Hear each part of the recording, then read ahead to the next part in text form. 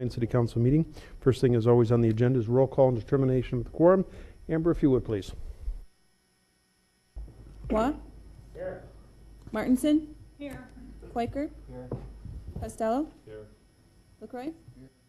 Chapman? Here. Olson? Here. Weifenbach? Here. Kroger? Here. Adcock? We have a quorum. Very good. Thank you, everyone. Just a reminder, if you have a cell phone or a pager, please turn that off or to the vibrate mode. We'd certainly appreciate it. Also, if you wish to speak to anything on the agenda tonight, we do have speaker request forms. They look like this. They're on the media table to your left, my right. If you'd fill that out, put your name and also the item number. That way, as we make our way down the agenda, we'll make sure we do not overlook you. Let's see, is Pastor McLaughlin here? I do not see our pastor. I would ask everyone to rise for a moment of silence and then remain standing. We'll have the Pledge of Allegiance.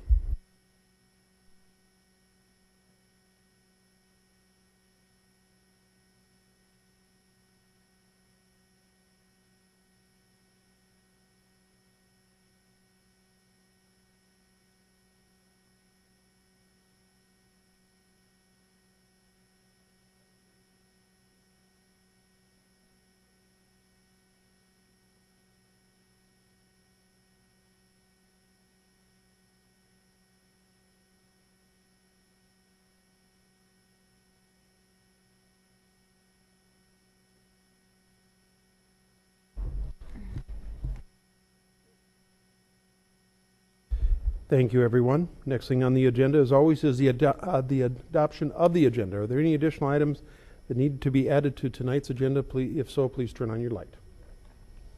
Any additional items from either the council or from the staff? I see no additional lights. Chair would look for a motion to approve the agenda as published. Second. We have a motion, second. Any discussion on that motion? Any discussion? Seeing none, all those in favor signify by saying aye. Aye. Opposed, motion passes.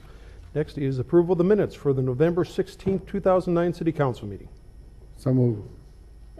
We have a motion and a second. Any discussion on that motion? Any discussion? Seeing none, all those in favor signify by saying aye. Aye. Opposed, motion passes. Awards and recognitions, we always do that on the second meeting of the month, so we have none tonight. Next is the general public comment period. This is the time for members of the public to discuss or express concerns to the council on any issue not on the agenda. Action will not be taken at tonight's meeting on any issue not on the agenda except by placement on the agenda by the unanimous vote of the council members present. I do have a speaker request form that does not have an item number, and that is from a Brett, is it Trotter? Okay. Is your item not on the agenda? Okay, so very good. This would be the time that you could come up and talk to the council. We do time this, so you'll have 3 minutes. So, Brett, if you'll come up and identify yourself, and then the floor is yours, sir. My name is Brett Trotter. Good evening, Mr. Mayor and members of the City Council. My intent on speaking tonight is to request a traffic engineering review be conducted by the city traffic engineer in 2 locations in Rapid City. Coming into town on Mount Rushmore Road towards the hospital and coming down Catron Boulevard towards Sheridan Lake Road. I don't believe that the current speed limits at these locations are reasonable or justifiable considering the standards set by the Department of Transportation, the National Highway Transportation Safety Agency, and numerous transportation engineers regarding the appropriate method in determining a speed limit with public safety as its chief concern. It is my feeling, as well as many others, that these limits are set artificially low with revenue being used as a determining factor, not safety, and that they do not follow the guidelines published and accepted as common practice. Speed limits should promote safe travel. They should be perceived by the public as safe and reasonable. They should encourage compliance from the majority of drivers and give a clear reminder of reasonable and prudent speeds. Repeated studies by transportation engineers have consistently found the safest speed on any roadway to be the speed at which 85% of drivers voluntarily travel at or below. According to a Federal Highway Administration, all states and most local agencies use the 85th percentile speed of free-flowing traffic as the basic factor in establishing speed limits. It's a speed that minimizes accident risk and maximizes motorist compliance. It blends an optimum combination of efficiency, consensus, enforceability, and safety. The 85th percentile is based on the assumption that most drivers will select a speed that is safe on their own. Drivers traveling significantly faster or slower than this speed are at greater risk for being in a crash. It is not the high speeds alone that relate to crash risk. It is a variation of speed within the traffic stream. Can I turn this on? Sure. Marcia, can you go up and give him a hand there?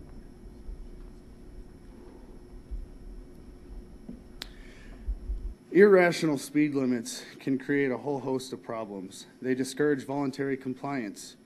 The NHTSA reports that a large majority of drivers will travel at a speed that is comfortable and responsible regardless of the speed limit. Furthermore, increases or decreases in the posted limit change the average speed of traffic only by negligible amounts. Irrational speed limits also create the perception of speed traps and cause public antagonism toward the police in areas where speed limits are set artificially low, effectively making violators out of reasonable and otherwise law-abiding citizens. Since enforcement against a large portion of the traffic stream is not possible and enforcement action cannot be directed at all the violators, the enforcement tolerance must be increased, and the enforcement officer has too much discretion in selecting the motorist to be penalized. This ruins a chance for equitable treatment of motorists and leads to the general disregard of the traffic markers, as drivers don't know what the real or enforced limit is. Mr. Target, that would be time, but since you did have Marcia come down, we'll give you about another minute if you could just go ahead and summarize, please. Improperly set speed limits also been proven to increase the variation of traffic speeds, creating more vehicle interaction, increasing the chance of an accident. In a report by the NHTSA, field tests labeled Field Tests of the Impact of Setting and Enforcing Rational Speed Limits, it states, in conclusion, rational speed limits are determined through a formal engineering review that uses the 85th percentile speed of free-flowing traffic, combined with other factors including roadway geometry, lane width, condition of surface, type and width of shoulders, and other roadside developments. The procedure should result in a speed limit that seems reasonable to most drivers and thereby result in greater compliance with more uniform speeds. Previous research suggests that speed uniformity is associated with the lower crash risk. Rational speed limits could help establish a reasonable standard for enforcement and permit authorities to concentrate enforcement efforts on high-risk drivers who are likely to create unsafe situations. Mr. Trout, if I could just ask you to just summarize in the next 10, 15 seconds, I appreciate it. In all the journals and reports, it's pretty clean cut on how to determine the safest and most effective speed limit. I have a hard time believing these limits were set using the method outlined, and I'm sure the city traffic engineers are more familiar with these principles than I am, and that city politics and revenue effectively had a stronger role in deciding than a formal engineering review conducted by trained engineers with accurate data sets. I speak on behalf of Rapid Cityans in expressing our frustration when it seems that as budgets get tighter, the number of citations conveniently goes up. We want our police officers to be safety officers, not tax collectors. It's not their job to be a revenue-generating entity. It's their job to produce safety, to protect and serve. Okay, thank you very much. And Suggestion I would have is typically it'd be more appropriate to actually have this discussion. We have a more free-flowing discussion at Legal and Finance, which also gives you the opportunity to actually have more time, because at the council meeting we actually timed the public input. At Legal and Finance, we're a lot more flexible and to give you more time. well, I'm just requesting that it be put into the appropriate My suggestion is that we do have Legal and Finance, and who has a calendar? Amber, what's 16th? And that is at 12:30, and that would be the appropriate place, because typically we have a process where we start at Legal and Finance, and if the council deems it appropriate, then they'll actually put it on the city council meeting for action. So I would encourage you to do two things. Go ahead and come down to Legal and Finance on the 16th. The other thing that I would request that you do is get together with our police chief to discuss some of those issues. Number one, as far as, and also Robert Ellis, our public works director, as he can determine, he can give you some ideas how we do this. And the other thing is talk to the chief, because I think it's a little bit erroneous to suggest that this is for revenue, because quite honestly, the city really doesn't derive a whole lot of revenue from speeding tickets within the city of Rapid City. So I'd encourage you to go ahead and do that. And like I say, on the 16th, you can just show up, fill out another speaker request form, and there you'll be allowed to speak at length. Thank you. Is there any other items that need to be brought in front of this council that is not on the agenda tonight? Any other items? If not, we will move on. We are on to the non-public hearing items. This is items 1 through 119 inclusive. Chair would look for a motion to open the public comment period on items 1 through 95. 1 through 95 inclusive, please. Second. We have a motion and a second. Any discussion on that motion? Any discussion? Seeing none, all of those in favor signify by saying aye. Opposed? Motion passes. I do not have any speaker request forms on items 1 through 95 inclusive. Does anyone in the audience wish to speak to any item 1 through 95 inclusive? Not, the chair would look for a motion to close the public comment period. Second. We have a motion and a second. Any discussion on that motion? Any discussion? Seeing none, all those in favor signify by saying aye. Opposed? Motion passes. That does take us to the consent calendar. This is items 1 through 88. 1 through 88 inclusive. Chair would ask if anyone would like to have any item on the consent calendar 1 through 88 inclusive removed from the consent calendar. Let's go to Alderman Malcolm Chapman. Thank you, Mr. Mayor. Item number 53, please. Thank you. Item number 53. Any additional items? Let's go to Alderman Ron Weifenbach. Thank you, Mr. Mayor. Item number 34, 35, Okay? 61, Okay? and 68. And 68. So far, the chair has items 34, 35, 53, 61, and 68 to be pulled from the consent calendar. Any additional items? Any additional items? I'm sorry. Let's go to Alderman Sam Quaker. 79 and 80, please. 79 and 80. Thank you. And Mr. Waugh. Item number 75. Item number 75. Very good. Any additional items to be pulled from the consent calendar? Let's go to Alderman Malcolm Chapman. Thank you, Mr. Mayor. I'm not sure if it needs to be pulled, but item number 50, do we need to do anything with that, seeing that the letter? You know, let's pull it just so we can discuss it. Thank you for Thank you. catching that. Okay, any additional items? We are dealing with the consent calendars, item 1 through 95 inclusive, and, 1 through 88 inclusive. And so far, we've had a request to pull items 34, 35, 50, 53, 61, 68, 75, 79, and 80. Is that correct? Chair will look for a motion to that effect, please. So moved. Okay, we have a motion and a second to approve the consent calendar, items 1 through 88 inclusive, with the exception of 34, 35, 50, 53, 61, 68, 75, 79, and 80. Any discussion on that motion? Any discussion? Seeing none, all those in favor signify by saying aye. Aye. Opposed? Motion passes. Thank you, everyone. We are on to Public Works, and that would be Alderman Costello. And could you please read in item number 34, please? Certainly, Mr. Mayor. Item number 34 is approved change order 2F to Mainline Contracting Incorporated for the Blaine, Halley, Holcomb, East Jackson, North Maple sewer reconstruction for an increase of $44,567.02, and I'll yield to the floor. Could we have a motion, please? Second. Okay, we have a motion and a second for approval on item number 34. Any discussion on that motion? Let's go to Alderman Ron Weifenbach. Thank you, Mr. Mayor. I would like to ask Mr. Ellis to explain this increase of $44,000. Very good. Mr. Ellis, go ahead. This is a- Robert Ellis, our Public Works Director. This is a final change order. A lot of the items are just a settling up of all of the 88 different items, bid items within the project. But the bulk of this change order is actually for additional surfacing of the street. The area where we put this water line in, we essentially dug a trench down the middle of the road, and we're just planning on repatching back that trench. The condition of the street in that neighborhood and some of these streets was very fragile to begin with. And so by the time the project was done, we felt it was necessary to add additional asphalt in there just to make a better driving surface. So the bulk of this is for that additional service that we asked contractor to provide. Thank you, Mr. Mayor. Okay. Any additional comments or questions? Motion on the floor is for approval. Any further discussion?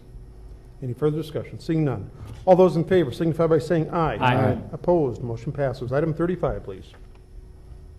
Item number 35 is approved change order number 1F to Heavy Constructors Incorporated for the East Philadelphia Street 16-inch water main transmission for an increase of $12,871.89. I move for approval. Se- We have a motion, second for approval. Any discussion on the motion? Let's go to Alderman Ron Weifenbach. Thank you, Mr. Mayor. I wanted to ask Mr. Ellis to explain this project increase, $12,000. Mr. Ellis. Certainly, this project was the installation of a large diameter water transmission main on Philadelphia Street, just to the east of Campbell Street. When the contract was let and the contractor was working, there was discovered an undocumented sewer service line that was unknown until the ground was excavated. Because of that, we had to do an adjustment of the water line, and we actually had to get out within the paved surface, which we were trying to avoid if at all possible.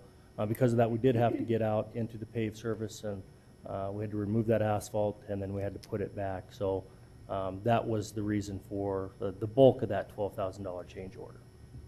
Thank you, Mr. Mayor.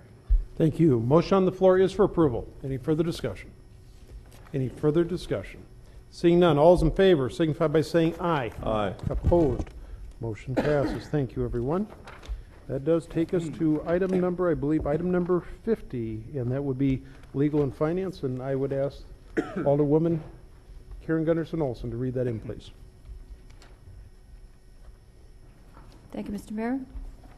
Item number 50, request the mayor to draft and sign a letter to Youth and Family Services demonstrating the city's ongoing commitment and the city's intent to enter into an extended lease, and stating that the delay by the city is based on the requirement that the city council hold a public hearing. Would look to someone to... Motion to approve? Move to approve. Do we have a second? Second? We have a motion, second for approval. Any discussion on that motion? Let's go to, and just for a point of clarification, there is a revised letter that is making its way down the dais. The red is actually the changes versus what was emailed to you, I believe, earlier today. Let's go to Alderman Malcolm Chapman. Thank you, Mr. Mayor. I was just going to make reference to the letter that's on the dais, and just appreciate the mayor and the mayor's office working with Youth and Family Services to turn this around rather quickly. So I'm sure that this will go a long way in aiding them in receiving the grant or applying for the grant. So kudos to the mayor and the mayor's office. Thank you. Let's go to Alderwoman Karen Olson. Thank you, Mr. Mayor. My comment would be that this, this particular piece of resolution involves a very substantial grant that the Youth and Family Service could apply for, that is going to substantially increase the services to our community. Thank you. Motion on the floor is for approval, and this is to basically approve the letter that I'll be sending out. Please keep in mind that at the next council meeting, which I believe is on the 21st, is when we actually have to take this up in a formal setting, because there is a requirement to hold a public hearing. Is that correct, Jason?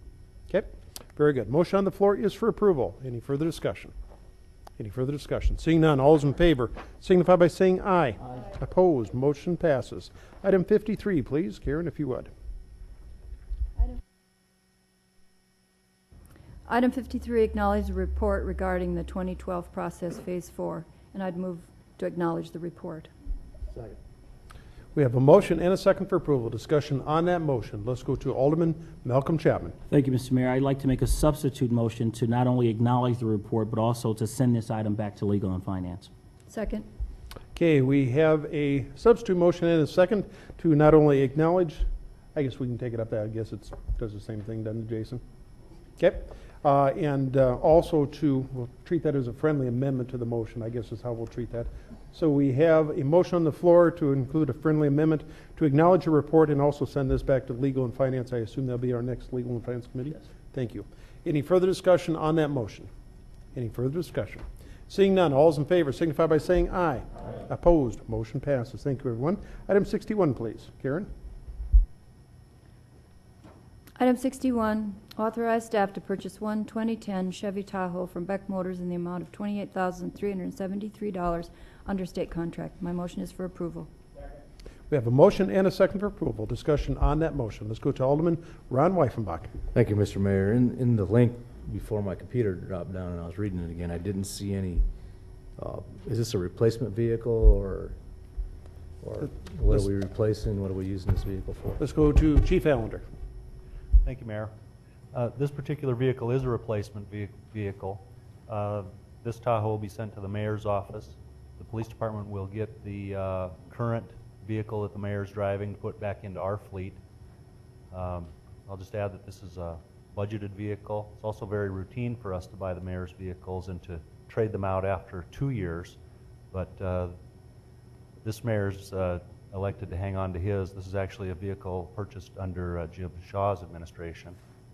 And this has about 60,000 miles, the mayor's vehicle. And we'll be taking it back for another good 8 to 10 years. The vehicle that we're planning on getting rid of when we get this is a 1998 Dodge Caravan with 122,000 miles on it that has major maintenance problems. Let's go back to Ron Weifenbach. You'd have the floor, sir. Thank you, Mr. Mayor. I just didn't see any link for it. I didn't understand what it was for, so. This is actually going to replace that Caravan then? Or this one you said is going to the mayor? This Let's go to 2010. Steve Allender. Chief, why don't you explain the rotation, because it gets a little bit confusing. We're going to be dropping a old Caravan off, but what we typically do with these Tahoes is basically rotate them into the fleet. Right. Thank you, Mayor. This, traditionally, the police department has purchased the mayor's vehicles. And we like to keep them in that office for a short period of time. We equip them like a police vehicle. We then bring them back into our fleet where we use them for many years after. In fact, we still have 2 of Mayor Shaw's vehicles and Mayor Munson's vehicle. In 2007, we sold one of Mayor McLaughlin's vehicles.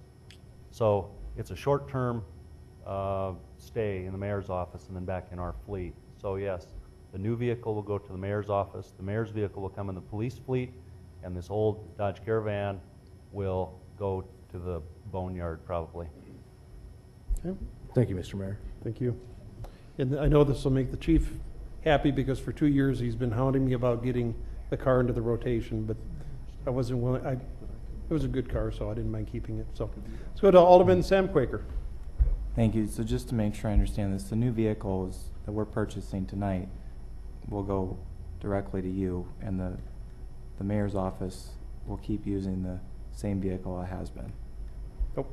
Let's go to Chief Allender. Thank you, Mayor. No, the new vehicle we're purchasing tonight will go to the mayor's office. The police department will get the mayor's office old vehicle into our fleet.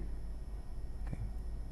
So then one more question. Up until a year or so ago, the license plates on the mayor's office vehicle were city license plates. Is that, and that there will be, I understand currently they're regular civilian license plates. So it's my understanding that we will go back to having city license plates on this vehicle as we had for many years. Chief? Is that a fair understanding? Thank you, Mayor. I'll have to correct you. The mayor's vehicles have traditionally not had city license plates because we equip it the same as we equip one of our police fleet vehicles. We occasionally like to come over and borrow that vehicle so that we have a vehicle suitable for surveillance, et cetera. So we'll actually use that vehicle in our operations and then bring it back when we don't need it anymore. So, does that answer your question? Alderman Kind of. Quaker. Maybe my memory is not serving me correctly. I just remember a bit of a controversy, maybe it was 4 or 5 years ago, about a previous mayor being cited in another location, and there was city plates on the car, and so people were able to see. And then there was a concern that was raised, and there was some media coverage on that. It's been a long time, but it's my recollection that up until a few years ago, there was city plates on the mayor's vehicle, and I would just like that verified when you have a chance. So, Okay. thank you. Thank you. Any additional comments? If I could just make one final comment. Yeah, Mayor. go ahead, please. You have the know, floor, sir. we saw a headline today in the journal on sales tax and you know, that we are 2.5 percentage points down, which means that for 2009 we had budgeted 4% above 2008. For 2010 we've budgeted 2% above 2009. So we're going to be significantly down. We heard earlier. Sam, if you could- I think this is a fair discussion that we, Mayor, you'd indicated that we would have an opportunity, or you would take some steps to cut costs and hold back purchases. I say we wait on this one another year. I think it's an easy way to save $30,000, and nobody's indicated to me that the current vehicle is, can't be driven for another year. Thank you. Thank you. Any further discussion? Seeing no lights, all those in favor signify by saying aye. Aye. Opposed? No. Was there just one no, or did I hear another one? Just one no, Alderman Sam Quaker. Thank you, everyone. We're on to item number 68, please. 68, approve renewal of city's insurance package for FY 2010, and my motion is approval. Second. We have a motion and a second for approval. Any discussion on that motion? Let's go to Alderman Ron Weifenbach. Thank you, Mr. Mayor. I had an opportunity to visit with Dan McGuire from Black Hills Insurance Agency, referencing the whole insurance coverage for the city, and I just wanted to say that I was quite impressed by the program that somebody had the foresight to put into place several years ago that provided for a lot of consistency without a lot of added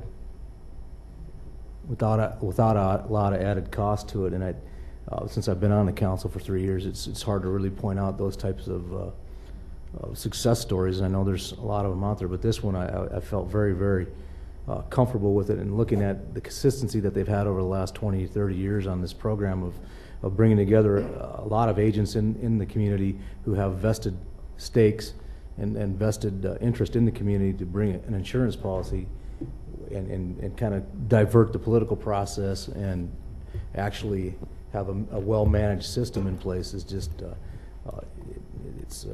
it was very surprising to me that it was that organized, and moving forward, I would say anybody on the council who hasn't had an opportunity to get a hold of Dan or his group of people that have this in place and go through there and have them explain it to you, it's time well spent. And I wanted to thank them for the forefathers who thought of that idea and brought it forward, and continues to work good, and it provides a lot of consistency, and I believe over the long haul a lot of cost savings to the city and the city employees and everybody and the taxpayers of Rapid City. So if you get an opportunity to go over there and talk to Mr. McGuire and see how this program's put together, I think you'll be very impressed at the professionalism, not only the professionalism, but the consistency that it brings and the cost savings factors. So thank you. Thank you. Let's go to Alderwoman Karen Olson. I would say I would be reiterating what Ron has mentioned and mentioned that this is in fact a fine example of a partnership with the community that works extremely well, and we appreciate their efforts. Thank you. Motion on the floor is for approval. Any further discussion? Any further discussion? Seeing none, all those in favor signify by saying aye. Opposed, motion passes. Item 75, please. Item 75, please.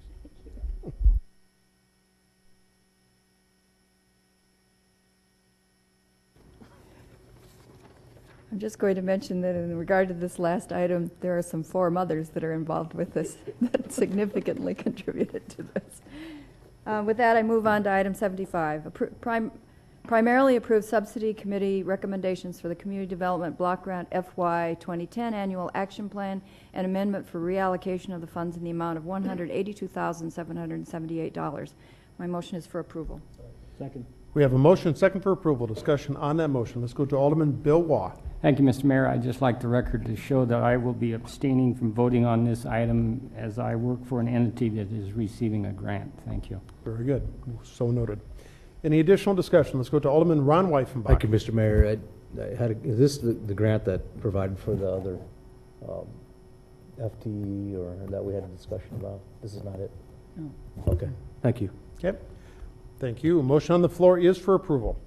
This is a preliminary approval for the Subsidy Committee's recommendation for the Community Development Block Grant Fiscal Year 2010 Annual Action Plan, and also the amendment for the reallocation of funds in the amount of $182,778, and I believe that was from fiscal year 2009. Is that correct, Jim? Was that a carryover from 2009? I caught you flat-footed, my apologies. The amendment for the reallocation of funds in the amount of $182,778, and that is unspent money from fiscal year 2009.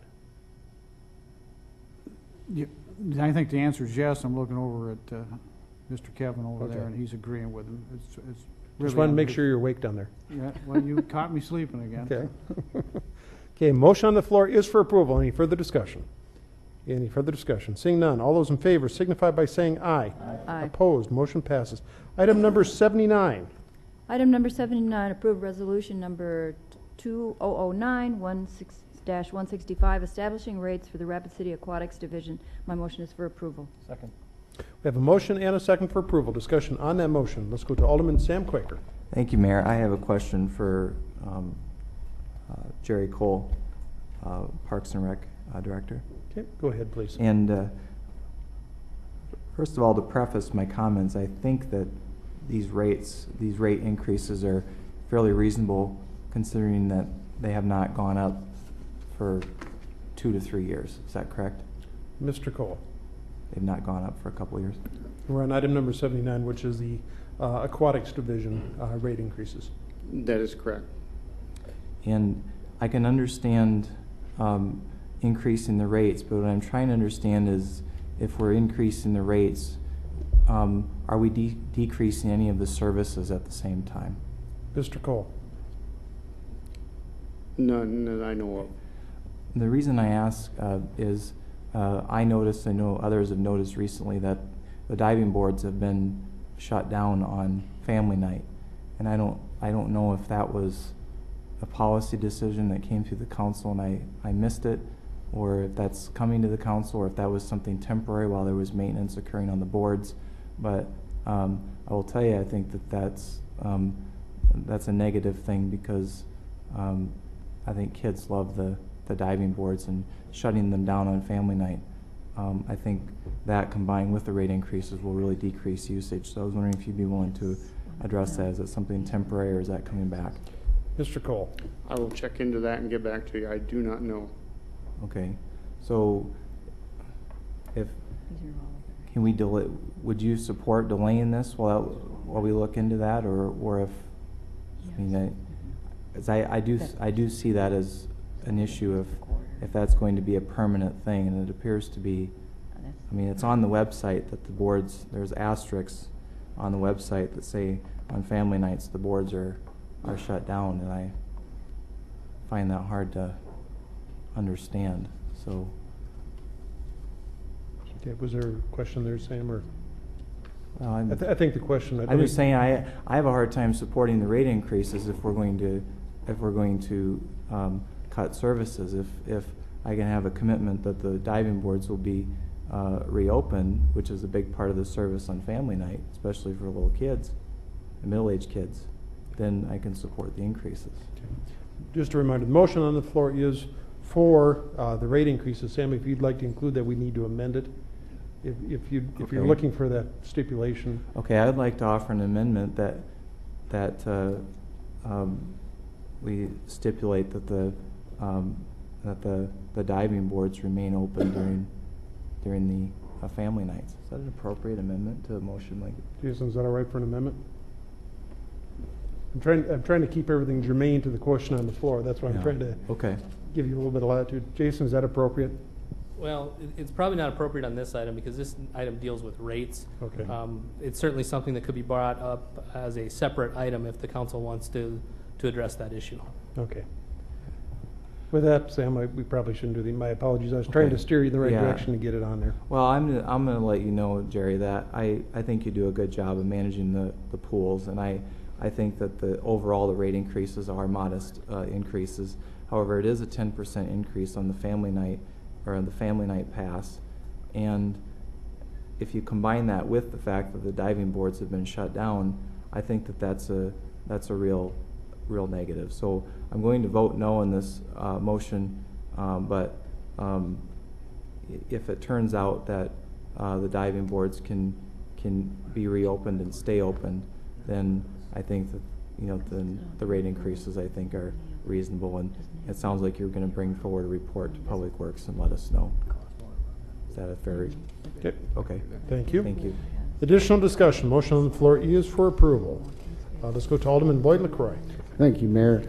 I just want to make a comment. I thought we were going to have an amendment and so forth, and I think Jerry, as Sam said, can bring back a report, but just for the thought on the process, as Sam said, it is family night, and I don't know if it's a busy there, that's why they're not using it. I think we'd like to know. I'm assuming that's probably why it is the way it is, but we'd be interested in that report, and I'd support the motion on the floor. Thank you. Let's go to Alderman Malcolm Chapman. Thank you, Mr. Mayor. I support the motion on the floor.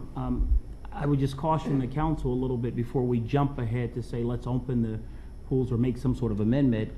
Our Parks and Rec director said he didn't know at this point of why that's closed. It could be closed for a maintenance reason. It could be closed for a number of reasons. So I would just say, just caution us to think about that and give him an opportunity to come back with that report.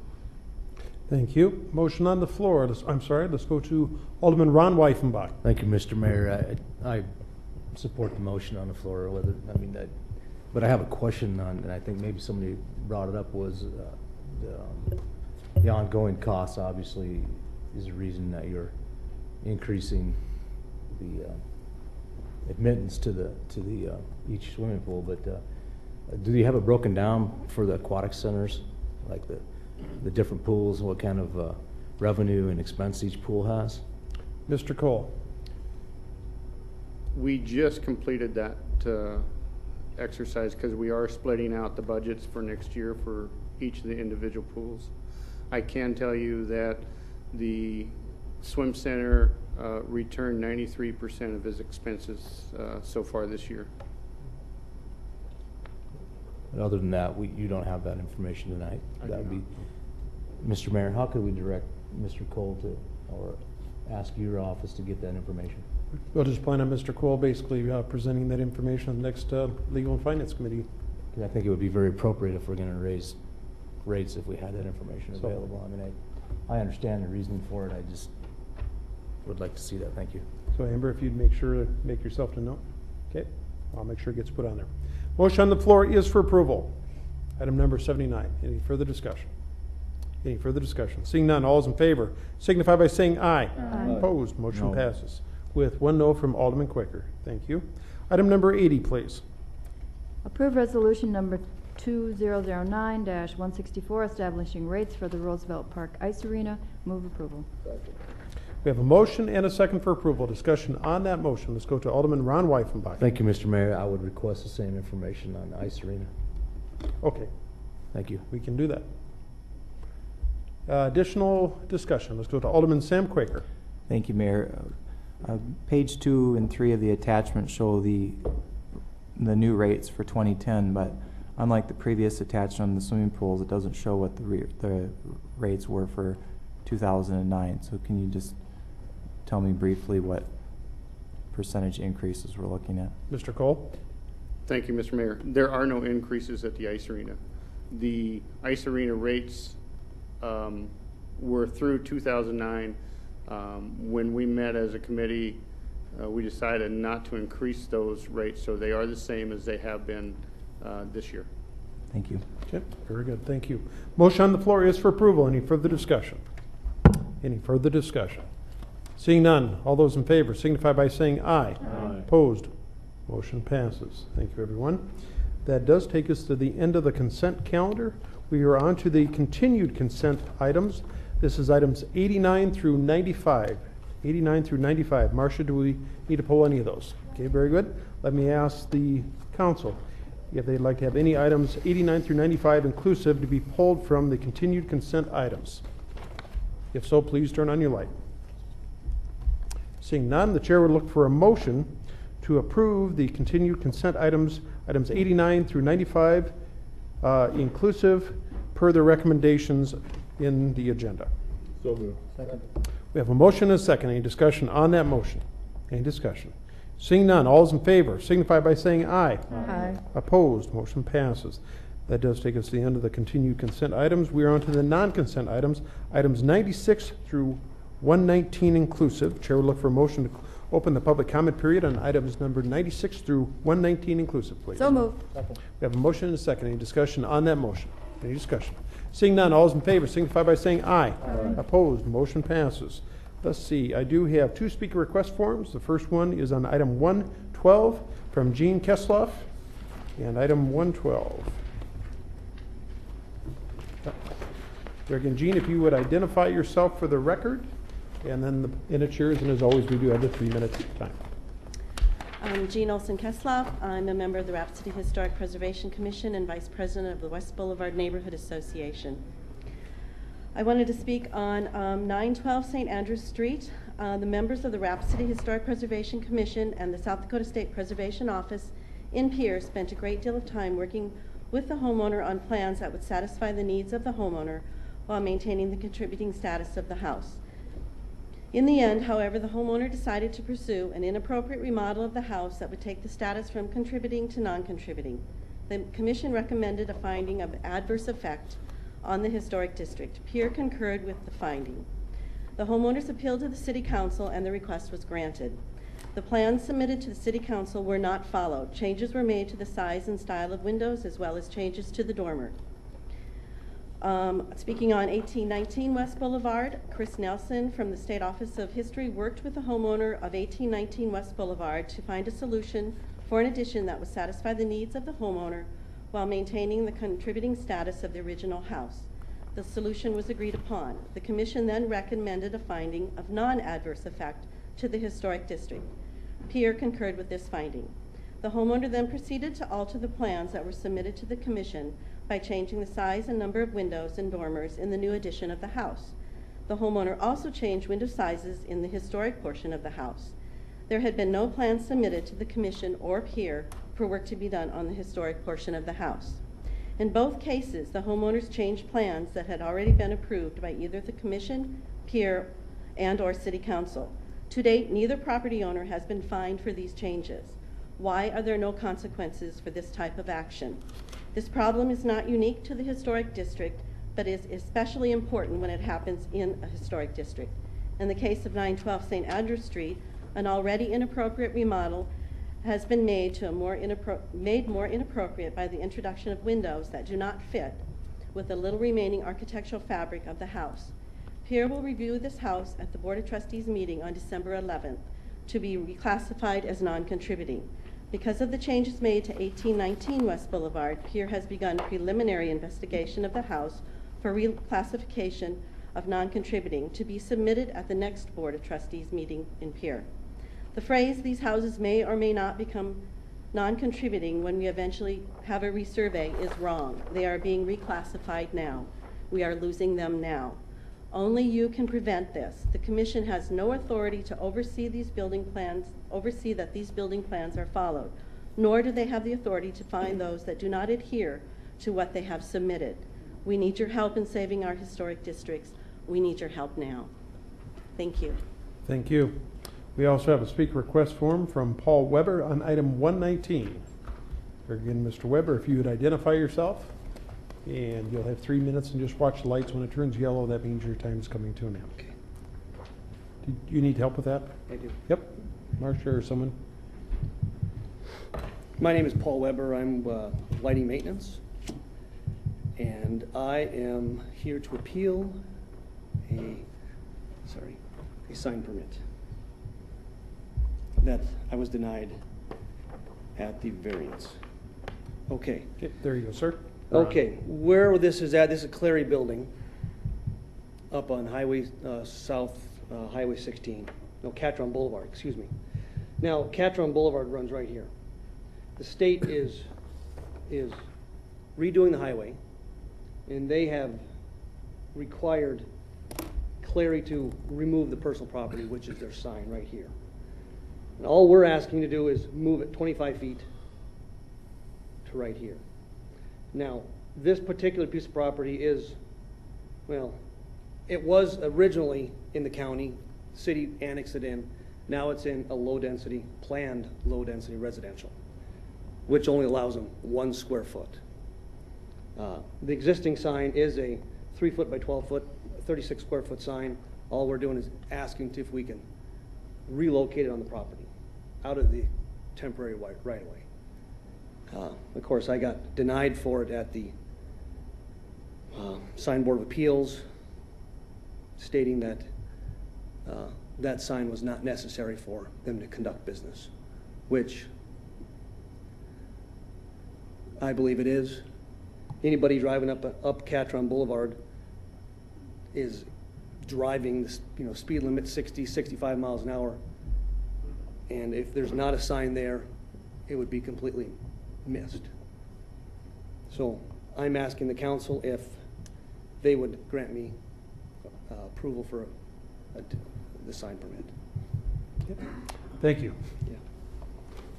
I have no further speaker request forms on any items on the non-consent calendar, items 96 through 119 inclusive. Does anyone else in the audience wish to speak to any item, items 96 through 119 inclusive? Seeing none, the chair would look for a motion to close the public comment period on items 96 through 119 inclusive. We have a motion and a second. Any discussion on that motion? Any discussion? Seeing none, all those in favor signify by saying aye. Aye. Opposed? Motion passes. Item number 96, please. I believe that's Alderwoman Olson. Thank you.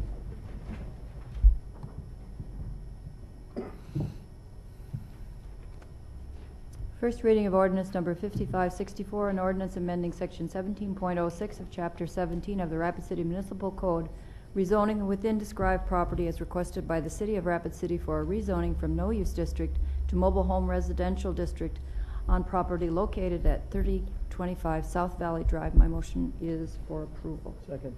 Motion's been made and seconded. Any discussion? Hearing none, all in favor indicate by saying aye. Aye. All opposed, the same. Motion carries. Item number 97. First reading ordinance number 5565, an ordinance amending section 17.06 of chapter 17 of the Rapid City Municipal Code, rezoning the within described property as requested by the City of Rapid City for a rezoning from no use district to a mobile home residential district on property located at 2805 Cactus Drive. My motion is for approval with stipulations. Second. Motion's been made and seconded to approve with stipulations. Any further discussion? Hearing none, all in favor indicate by saying aye. Aye. All opposed, same sign. Motion carries. Oh, yeah. I'm sorry. We had a light before that, before the vote. So we'll redo that. Just a question, Mr. I'll President. recognize Malcolm Chapman. Thank you, Mr. President. Just a question for Marcia. Item 97, is that to approve or just to approve with stipulations? 96 or 97? On 97. 97, To approve. Just Just approve. It's a first approve. reading of a rezoning, please. not with stipulations. Correct, just to approve. Sorry. So we need to read Right. Do we need to do anything? need a with substitute procedure? motion.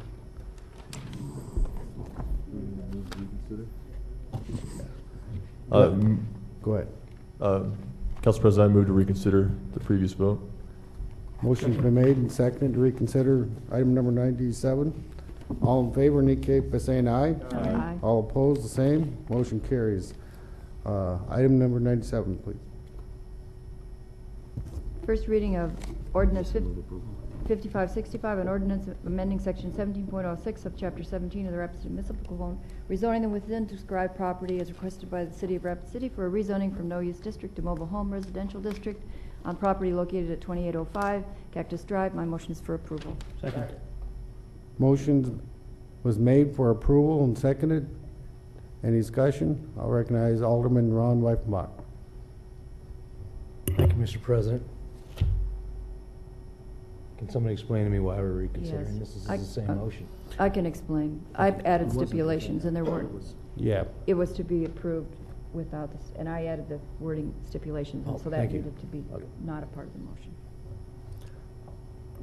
Motion was made and seconded for approval.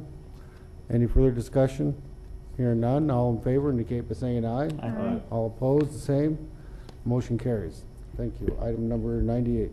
First reading of ordinance 5566, an ordinance amending section 17.06 of chapter 17 of the Rapid City Municipal Code, rezoning the within described property as requested by by the City of Rapid City for rezoning from no-use district to mobile home residential district on property located at 2810 East Fairmont Street. My motion is for approval. Second. We have a motion and second for approval. Any discussion on the motion? Motion is for approval of first reading of ordinance 5566. Seeing no lights, no discussion. All those in favor signify by saying aye. Aye. Opposed, motion passes. Item number 99, please. First reading ordinance 5567, an ordinance amending section 17.06 of chapter 17 of the Rapid City Municipal Code, rezoning the within described property as requested by the City of Rapid City for a rezoning from no-use district to mobile home residential district on property located at 2708 East Fairmont Street. My motion is for approval. Second. We have a motion and second for approval. Any discussion on the motion? This is item number 99, ordinance 5567. See no further lights. All those in favor signify by saying aye. Aye. Opposed, motion passes. Item 100, please. First reading of ordinance 5568, an ordinance amending section 17.06 of chapter 17 of the Rapid City Municipal Code, rezoning the within described property as requested by Renner and Associates for the Rapid City Area School District for rezoning from flood hazard district to civic center district at property located south of Central High School between North Mount Rushmore Road and West Boulevard, north and north of Omaha Street. My motion is at the request of the school board to continue this item to 12/21. Second. We have a motion and a second to continue this item to the December 21st, 2009 City Council meeting. Any discussion on that motion? This is a continuation motion. Any discussion? Seeing none, all those in favor signify by saying aye. Aye. Opposed, motion passes. Item 101, please. First reading ordinance number 5563, an ordinance regarding supplemental appropriation number 6 for 2009. My motion is for approval. Second.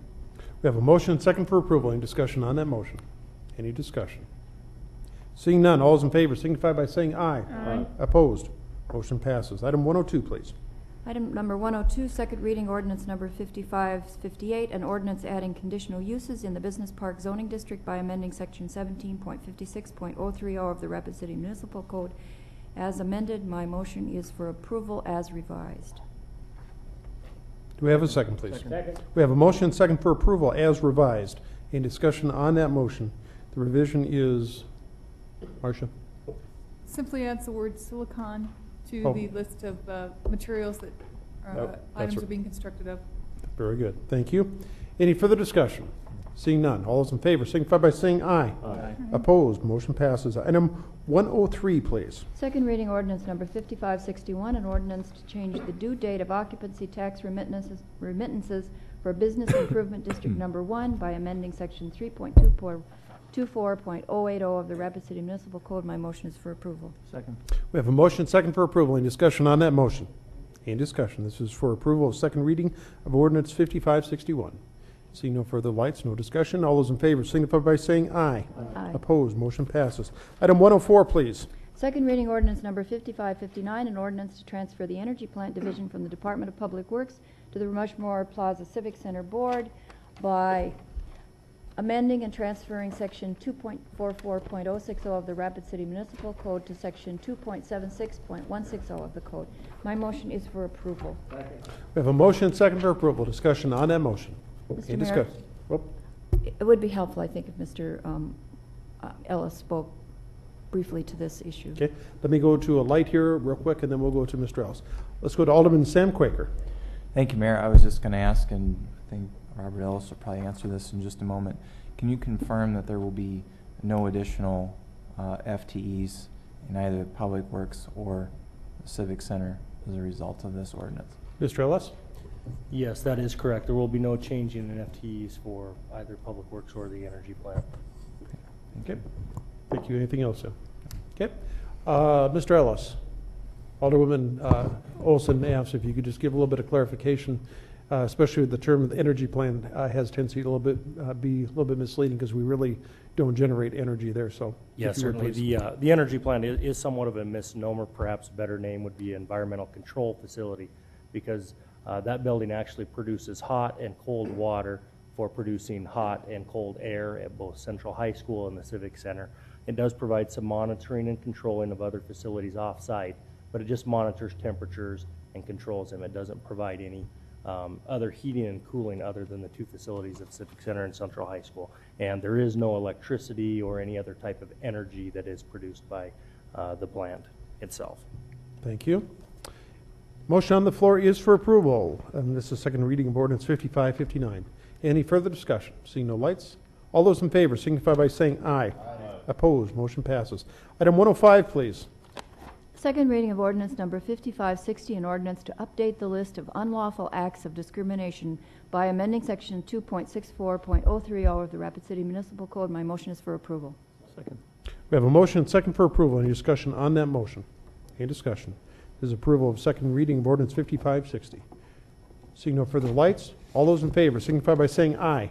Opposed, motion passes. Item 106, please.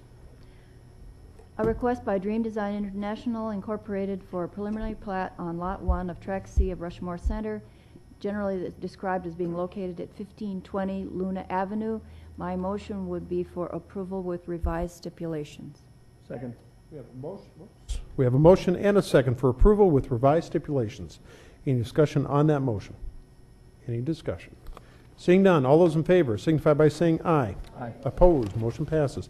Item 107, please. A request by Frontero Chicos LLC for a layout plat on lots A through C of Lot 2 of Huffman subdivision. This property is generally described as located southeast of the intersection of East North Street and North Campbell Street. My motion is for approval with stipulations. Sorry. We have a motion and a second for approval. Any discussion on that motion? This is item 108. Any discussion on the motion? Seeing no further lights, all those in favor signify by saying aye. Aye. Opposed, motion passes. Thank you, everyone. Item 109, please. There's 108. I think so. Yep. A request by I'm just Ter- trying to hurry things along. That's okay. We're Okay. happy to do things quickly. Item 108, a request by Terry Stalker for preliminary plat on Lot D and Block 113 of the original town of Rapid City. This property is generally described as located at 810 Mount Rushmore Road.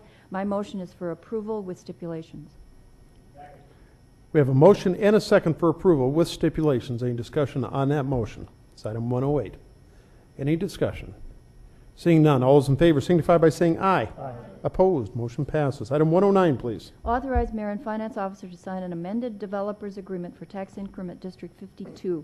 My motion would be for approval as with the attached information.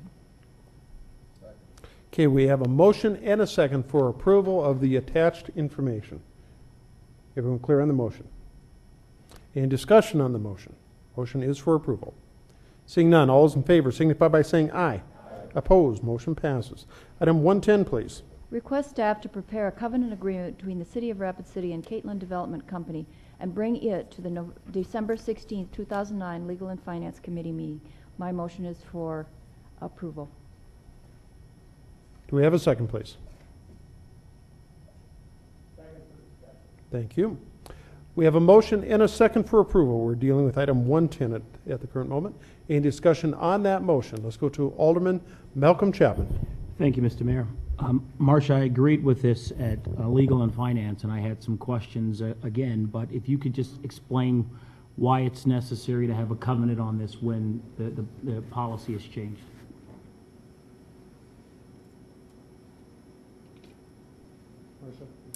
Thank you. As you'll recall, our sidewalk policy changed. Previously, the developer of the property was responsible for installing sidewalks, posting surety, and making sure that that got done. About 2.5 years ago, that policy changed, and our ordinances were changed so that any new developments, the sidewalks were installed at the time of the building permit, and it shifted that responsibility to the person who was pulling the building permit or owned the property at that time. We have a number of these older subdivisions that fell under the old rules. The reason for the covenant agreement is to make sure that there's no property owner who purchased property thinking the old rules were in place. That was the rules that were in place when they purchased it, so they don't get stuck, if you would, with the sidewalk cost in the future. By doing the covenant in this case, it will allow any future purchaser of it to be aware of the situation so that they can make an informed decision and not get stuck holding the bag when it was originally the developer's responsibility. Okay, Malcolm Chapman, you still have the floor, sir. Thank you, Mr. Mayor. Does this cause any additional encumbrances or financial burdens for the developer, I guess in this case, / owner? Marcia? A covenant agreement is an encumbrance, and again, it just keeps in place the existing encumbrance that it's the developer's responsibility. Certainly when he goes to sell that property in this case, he can negotiate that with the future owner, but this way they will have knowledge of that, and they can come to that as a private agreement between themselves. One last question, Go Mr. ahead, Mayor. please. So this will help start the warranty period, as well as protect potential buyers to know that there are some sidewalks that need to be put in, and that's the developer's responsibility. Correct. That's the purpose of these agreements. This is to modify it slightly as requested by the applicant. Thank you. Let's go to Alderwoman Karen Olson. Thank you, Mr. Mayor. I think it's important to note this change that took place, and this agreement that we are approving this evening is reflective of the old rulings. But I think the change is important because it reflects the fact that sidewalks now are put in when the actual building occurs on the particular lot. And in the past, when all the sidewalks were put in, almost inevitably at some point during construction there would be damage, and then there would have to be some replacements. And so this was viewed in the development committee as a positive step, because then there was not a sidewalk put in that would be damaged and have to be repaired, because now under the current rules, the sidewalks go in when the building permit is pulled by an individual purchaser of a lot who's then going to build a house. Thank you. Thank you. Motion on the floor is for approval. Any further discussion? Let's go to Alderman Ron Kroger. Thank you, Mayor. I'd like the record to reflect that I will be abstaining from this vote as I represent the property owner. Okay, we will make sure that that is noted. Any further discussion? Let's go to Alderman Ron Weifenbach. Thank you, Mr. Mayor. So we're putting a encumbrance on this property for no reason, basically? Did you want to ask a question, Marcia? Yeah. Okay. Marcia, you want to go through that again real quick, please? Currently, the owner has responsibility to do that, and he's, under your policy that you've adopted and similar agreements that you've entered into, you've required him to post surety. He wished to not have to do that, so this was an alternative that we came up with during the committee meeting to say that it would be a covenant so that a future purchaser of it would know, and they could negotiate that in good faith. So we can actually put encumbrances on people's property? Like, because I was told earlier that we can't do that. Marcia? In this case where it's a development requirement, it would be similar to other covenant agreements that you've entered into that do place encumbrance on future property. I guess I could go along with that. I don't think it makes any sense. And then in the long run, I mean, if we're just holding somebody to an old rule, that's because it really doesn't change anything. I mean, it seems like it's just more of a hassle for our already overburdened city attorney's office, but I don't think I'm going to change it, so I'll support it. Okay. Thank you. Let's go to Alderwoman Karen Olson. I think as my colleagues consider this particular proposal or this, it's important to remember that what it's really protecting is in the event that this piece of property would be sold by the current owner to another individual, because then they would be crystal clear to them by written agreement that they will have to follow the old set of rules under which this, during which the Caitlan development was approved. And so what we're really doing is we are protecting any future buyer of this property should that occur, so that they will know that these old rules apply to this transaction. And Marcia, is that a fair representation of that? And so it seemed really significant because we were in fact protecting that potential future buyer. Thank you. Thank you. Let's go back to Alderman Ron Weifenbach. Thank you, Mr. Mayor. My question for Marcia is, this is a single house lot, right? Marcia, I believe this is actually... No, it is not. It's not a single house lot. It's a large frontage that abuts on one side onto Country Road, on the east side onto Haynes Avenue, onto the west side. So it's basically a residential lot?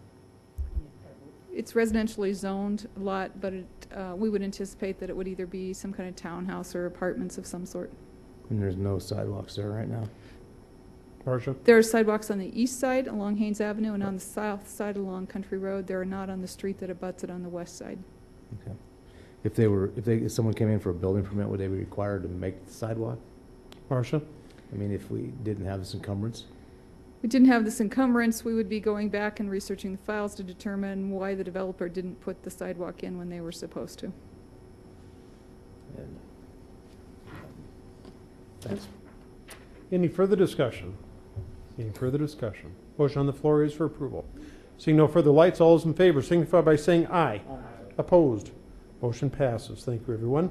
Item 111, please. Approve travel and training regulations with the request that the mayor further review the allowance for meals, and I believe that that change has been made to the document, and so what we're approving is the revised document, which I think is the link document as well. So let's get a motion on the floor, and then we can talk about I it. would move approval of the revised link document. Okay. Do we have a second? Okay, we have a motion and second for discussion. I'm going to take just a little bit of latitude since I was the one that was asked to actually prepare this. If you remember, the city council during the budgetary process had some concerns over the travel budget and also the travel and training regulations. And so I'm going to give credit where credit is due. Kay and Katie actually did an awful lot of work on this. They researched at least a dozen and a half other communities trying to get a feel for how they did it. And so what you see in front of you, which was passed on the dais, is actually another revision. The red was the original changes that you actually have on your links, but there are some blue changes, and the reason that has been changed is having conversation with council leadership this morning, they thought it was more appropriate to leave the dollar amount at $1,500 than it was to reduce it to $1,000. And then I also added an additional sentence, which is about a third of the way down the page. It says the mayor shall report to the city council leadership any travel which requires the mayor to be out of town for more than 24 hours and any travel or training above $1,500. I think it's appropriate to make sure the council leadership, and I already do this practice whenever I leave town. I notify both the council president and the vice president that I'm going to be out of town. And there again, if it's going to be over $1,500, I have no problem letting council leadership know that. Going back and look over the last 2.5 years I've been mayor, I've never gone over $1,500. So, matter of fact, I've never gone over $1,000. So it's really not much of an issue. I'd like to take just about 3 minutes and just go through this sort of line item by line item. First of all, if you notice, the title actually changed. Before it just said travel regulations. Well, that's somewhat misleading because of the fact that we spend almost half of this budget on training. And so that's why it basically says travel and training regulations. And then also in that first paragraph includes not only city employees but also elected officials, because elected officials also go on trips to be trained, whether it's National League of Cities, whether it is strengthening our families program. So we just want to make sure that if we're going to amend this, we need to make sure that it is properly noticed. If you'll notice, it is now split. That city departments travel and training is really the second paragraph. And what it states is the department directors will have the ability to approve up to $1,500 per person, and the mayor will approve anything $1,500 or above per person. Then the council, city council members travel and training, the council leadership will approve, and there again, the $1,500 is the recommendation of council leadership. I added $1,000. Up to $1,500 per council person, and that the council shall approve anything above $1,500 per council member. The next line I think is very important because I think it creates and puts in place an additional checks and balances. Which states no travel or training expenditure that exceeds the department's budgeted travel and training line item may be made without prior approval of the council. In other words, when you approve the budget every single year, what you're approving is a lump sum, and the departments do not have the ability to move any additional funding from another line item into travel and training without coming to the city council. I think that's very important. I already talked about the next line, which talks about the mayor shall report to council leadership on any travel more than 24 hours. And then if you go down to the bottom of the page, under mileage, there you'll see a red line that says no mileage will be paid for travel, in-town travel for if a city vehicle is available for use. We've had some issues where some folks have taken personal vehicles when there's a city vehicle available, and the cost per mile is almost double. So if there's a city vehicle, we are going to encourage them to use that city vehicle. Next page, page number 2. The only change on that is about 2/3 of the way almost to the bottom, and that is in-state lodging. And if you notice, it is $89. It was $49, I will tell you. It's almost impossible to get a room anywhere in the state of South Dakota for $49. You can't do it. And so we think this is a more appropriate dollar amount, which is $89. Now there again, for some reason, If that dollar amount is too low, there is the ability to have that approved in advance if it's going to be more than $89. And since we typically have travel requests, we typically know up front, so that's not an issue. On page 3, the only change is in category 4, and this is interview and moving expenses. It's the very last word where it says without express approval of, and it used to read the city council, and we've substituted that with mayor. The rationale with that is the fact that when we are interviewing potential new employees, quite often there is discussion whether or not what is included as far as moving expenses. And what was happening was having to come back to city council. It could be 2, possibly 3 weeks based upon when the next city council meeting would be held before we could give that employee, that potential employee, an answer. And at times what's happening is that creates some problems because quite honestly, it could create a situation where we could lose a good candidate because they're not willing to wait 2 or 3 weeks to get an answer. So there again, it doesn't happen very often, quite honestly. I'm not sure I've ever actually approved it above. And there again, this is only if it would exceed 1 month's salary for the position. Marcia, and I'll look to Jim Preston, I don't think I've actually ever approved any moving expenses over a 1 month salary. I can't think of anything. So anyway, there again, it's just one of those things that we thought was probably appropriate. Then on the very last page, page 4, expenses for functions. We want to make sure that it's very clear on under item number 6 that the city will may reimburse eligible expenses for non-city employees attending a function related to city business. A good example of this is, say that we actually had an event. I'm looking, where's Jerry Cole? Is he still here? We had an event in Rapid City where they were actually going to award a number of our Parks and Rec board members an award, and it was a banquet, and there was a cost associated going to the banquet. Well, we just want to make sure that it's very clear that we have the ability to send a non-city employee to a banquet or to another event if they're doing so on behalf of the city. And then the last one is under retreats, which is item number 7, retreats, and if you notice it actually says gathering, and it just says the red line, in advance by the department directors for sum up to, there again, I moved that to $1,500 to be consistent with the discussion on the first page. And anything above $1,500 must be approved in advance by the mayor. With that, I will stand by for questions, and I see a light. Alderwoman Karen Olson. Thank you, Mr. Mayor. I was kind of stumbling as we were moving through this, but I do support the changes. I thought everything that you mentioned was appropriate, including those amounts. I thought it was also particularly important that the mayor reports to the city council leadership when travel involves the CEO of our city. I thought this was especially important because it does seem to me that we have the potential and we want our CEO to be nimble in responding, so that if some really golden opportunity occurs, and often those kinds of opportunities in terms of business or bringing employers to the city would occur, and those individuals are reluctant to have a public discussion, and it might happen very rapidly. And I thought it was important for us to be able to respond quickly to a potential opportunity which might involve other companies coming to locating to Rapid City. So I'm in support of the document you see before you. Thank you. Thank you. Just for point of clarification, the motion on the floor is actually the linked version, so if someone would like to make a substitute motion to the item on the dais, that would be appropriate. With that, let me go to Alderman Lloyd LaCroix. I'd make that substitute motion for the item that is in front of you. Second. Okay. We have a substitute motion and a second to adopt the travel and training regulations as per the copy on the dais. Then I follow up. Yep, you have the floor, sir. Thank you, Mayor. I do think this is more appropriate. When I first looked at it, and it was reduced down to 1,000 for not only for the mayor but also for staff. I didn't feel that was adequate enough. You know, in some of the stuff that we've experienced in the last few years, where people have signed up for training within LC and not knowing the certainty of the times with work and so forth, and some had to drop out.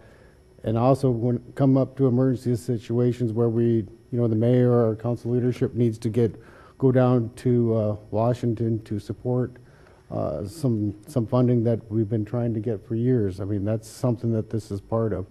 1,500 very you know, that's a very small number if you're going to travel, I think.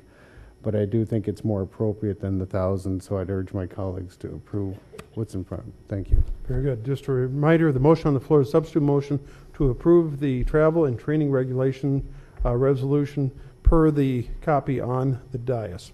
With that, let's go to Alderman Sam Quaker. Thank you, Mayor. I'll keep my comments brief. I think the complete removal of the per event restriction is a mistake, and I think that we have seen over the last 5 years the positive benefits of having a per event restriction. Is $1,500 too low? Probably could be adjusted, but I think it's important to remember that when this per event language was added to the travel policy back in 2003 or 2004, it was my recollection is that it was a unanimous vote of the City Council, and it was in response to issues such as people taking trips to Guadalajara and 5 people going to the East Coast to check on a piece of equipment, things like that. And I guess I'm hopeful that the administration has implemented better controls since what we had in 2003, but back then it was a mess, and I think that the or event restriction was a response to that problem. So while the $1,500 or event restriction might be too low, I think that removing the or event restriction completely is going too far. However, I think that we will have ample opportunity during the budgeting process to review this, and I'm sure that if the day comes again where 5 people are traveling to California or Connecticut or wherever looking at a piece of equipment, or if we're sending employees to Guadalajara again, that there will be a restoration of the or event restriction. Thank you.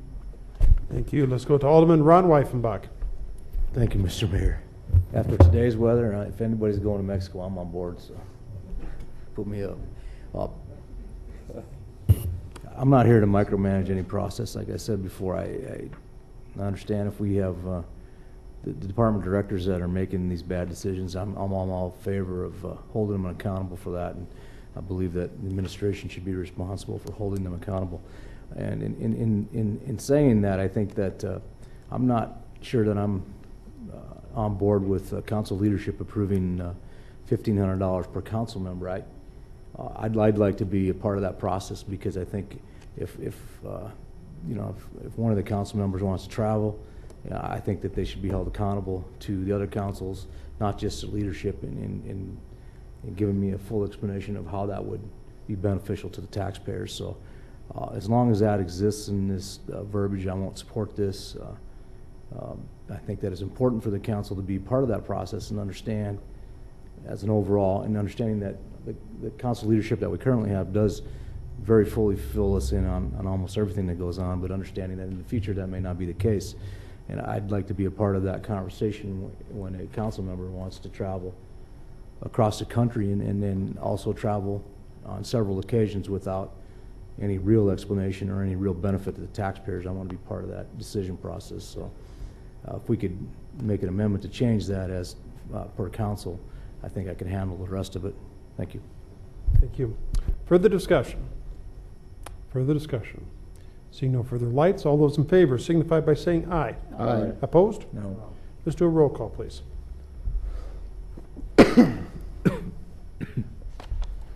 Eifenbach? No. Kroger?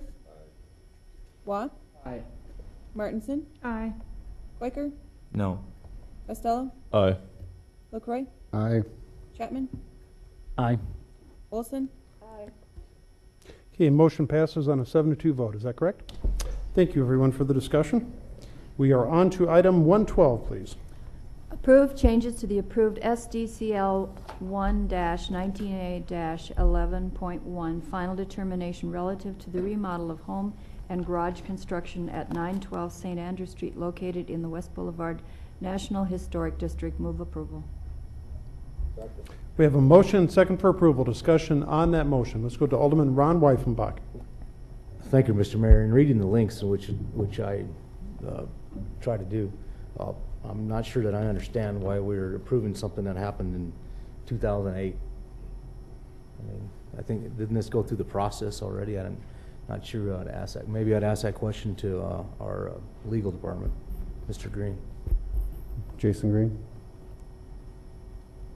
I would defer to Ms. Elkins. I believe this came from the Historic Preservation Commission, and I'm not familiar with the process on this particular one at this time.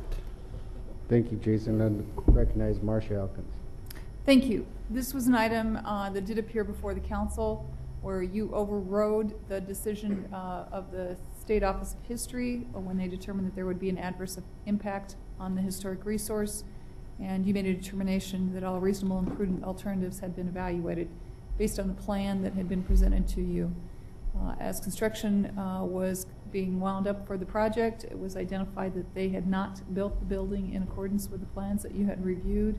So to cure that problem, the only option that we could see was to take it back through the process. It went to the Historic Preservation Commission, where they acknowledged the changes, went on to the State Office of History, who concurred, and now it's back in front of you. So the reason it appears before you is because they did not follow the plans that had been reviewed and approved by this board. Thank you. I still have the floor. Yes, Thank you, Mr. Mayor. please go ahead. So they approved the plans, and now they changed the plans. They didn't adhere to the plans, but now we're going to approve it again? Is that the situation? That's up to the council for your determination. The agenda item says approve changes. That was the recommendation out of committee. Mr. Mayor, does this recommendation come from the Historic Society, or is this? Marcia? You have a copy of the minutes attached online, and I believe that they acknowledged the changes that had been made. Affirmative vote. It was a split vote. So in the final vote, and this question would be for Marcia, because she seems to be answering them, was that, did they deem this an adverse effect or a non-adverse effect? With the changes as they are right now. Marcia? What they did was their motion was to recommend acceptance of the changes, and that motion carried with 1, 2, 3, 4, 5 in favor and 1 opposed. So in other words, their motion was to approve the changes. Is that? Acceptance of the changes is the Okay. language in the motion. Okay. Alderman Weifenbach, you still have the floor, sir. Mr. Mayor, I just have I mean, we see this a lot. It's do it and then ask for forgiveness later. And I can't support this at all. I mean, this has been through the mill several times. We had this discussion with another person who was changing some windows, and if I'm sitting out there in the audience or I'm doing something, I'm not even coming down here to get a building permit or nothing. I'm going to build it, and I'm going to come in here and ask for forgiveness, and I can't see that we continue to do this. Thank you. Thank you. Let's go to Alderman Aaron Costello. Thank you, Mr. Mayor. So, Marcia, if I may, Mr. Mayor, Marcia, if I understand correctly, the reason that we're looking at this again is because the building plans that were submitted were not followed. Is that correct? Marcia? That's correct. So are there standard repercussions when people submit building plans to the city and then do not follow them? Marcia? When we become aware of that, we typically place a stop work order on the project. In this case, it was a residential project, and as such, it would not be unusual for somebody to change out the windows on a project during construction. It was important and critical to this project because it was this historic district, and it was something that you had reviewed. So just to avoid this in the future, our staff has been made aware of the problem. They're going to take plans on the site and check it every time, not allow folks to make changes in the windows like they typically do on a more typical single-family construction. So if I'm understanding what you're saying, people routinely make changes to the plans they submit to the city? Marcia? For single-family residents, yes. Again, we try to be development-friendly, and when somebody's building something in the field and the inspector is aware of the fact that change in the window style is not going to alter any of the requirements for a single-family house, yes, we allow those to proceed without making them come back in the office, redo their plans, and start all over again. So is it up to the inspector to decide whether a change is significant or insignificant? Marcia? Are there guidelines that are followed along those? Marcia? Written guidelines? The inspector would identify if there was a change that violated city ordinance, and at that time, they would require them to go back through the process. That's part of what they're doing in the field. So not following the plans that's submitted to the city is not a violation of city ordinance? Marcia? Depends on the specifics of it. Again, modifications can be approved as long as they're not going to violate a city ordinance or a building code requirement. Staff would be the first to wish that they would build in accordance with the plans, and they know exactly what they wanted to do up front and never make a change. But again, that's part of our trying to be customer service oriented and work with folks. Right. And I can understand that. It does get a little more touchy when you're dealing with historic properties. If we were to say no to this, this item, what would happen then? What happens next? Marcia? Staff would be in the position of working with the attorney's office to require them to bring it into compliance or take legal action to enforce the plans that had been approved. It really troubles me that it's basically a free-for-all. I mean, those are my words, yes, but it really seems like it's a free-for-all when people submit building plans here. There's no reason to stick to it because there's no repercussion. And like we're really going to sit up here and say, I'm sorry, you're going to have to tear the wall of that garage down and put the windows back to where they are originally. So hopefully, if there's no, if we can't find them, if we can't find these business owners who are these building owners who are not following the plans they submit, we certainly need to do something. I mean, people need to be held responsible for the decisions they make. And if you're going to make changes, come forth and tell us. So at least we know what's going on. I mean, that's the whole purpose of the building permit process, as I understand it. So I'm still undecided. I'll let my colleagues speak. I yield the floor. Thank you. Let's go to Alderman Malcolm Chapman. Thank you, Mr. Mayor. I too share the frustration, I think, of HBC, as well as my colleagues up here who have spoken to this issue. But I guess the bottom line, to vote no, it seems to me that nothing's going to happen, nothing's going to change. That's, again, those are my words. I asked the question at Legal and Finance, how can we prevent this? Because it seems that to talk about something that happened yesterday, it's not productive, it's not going to change anything. So my question at Legal and Finance was, how can the City Council prevent this from happening in the future? And Marcia said that staff is made aware and will try to work more closely in the field. You know, we just put a covenant on someone's property, or asked that a covenant be drawn up to put on someone's property to protect the future buyer. It would seem to me that internally we could require, as you come down for building permits, that someone has to sign for them. And by that signature, that's what they're held accountable by, that they're signing that they will follow and comply with what they've agreed to do. And if they don't, it would seem to me that that would then strengthen the city's case to say some action can be taken. And I think the city would be justified in then going after people to make them change what they did. You can't tell me that if you get building plans and you sign for them, that then 6 months later, after your project is complete and you didn't follow the plans that we all agreed upon, that you could then say, oh, I didn't realize I was supposed to follow those plans. So I don't know what voting no really does tonight.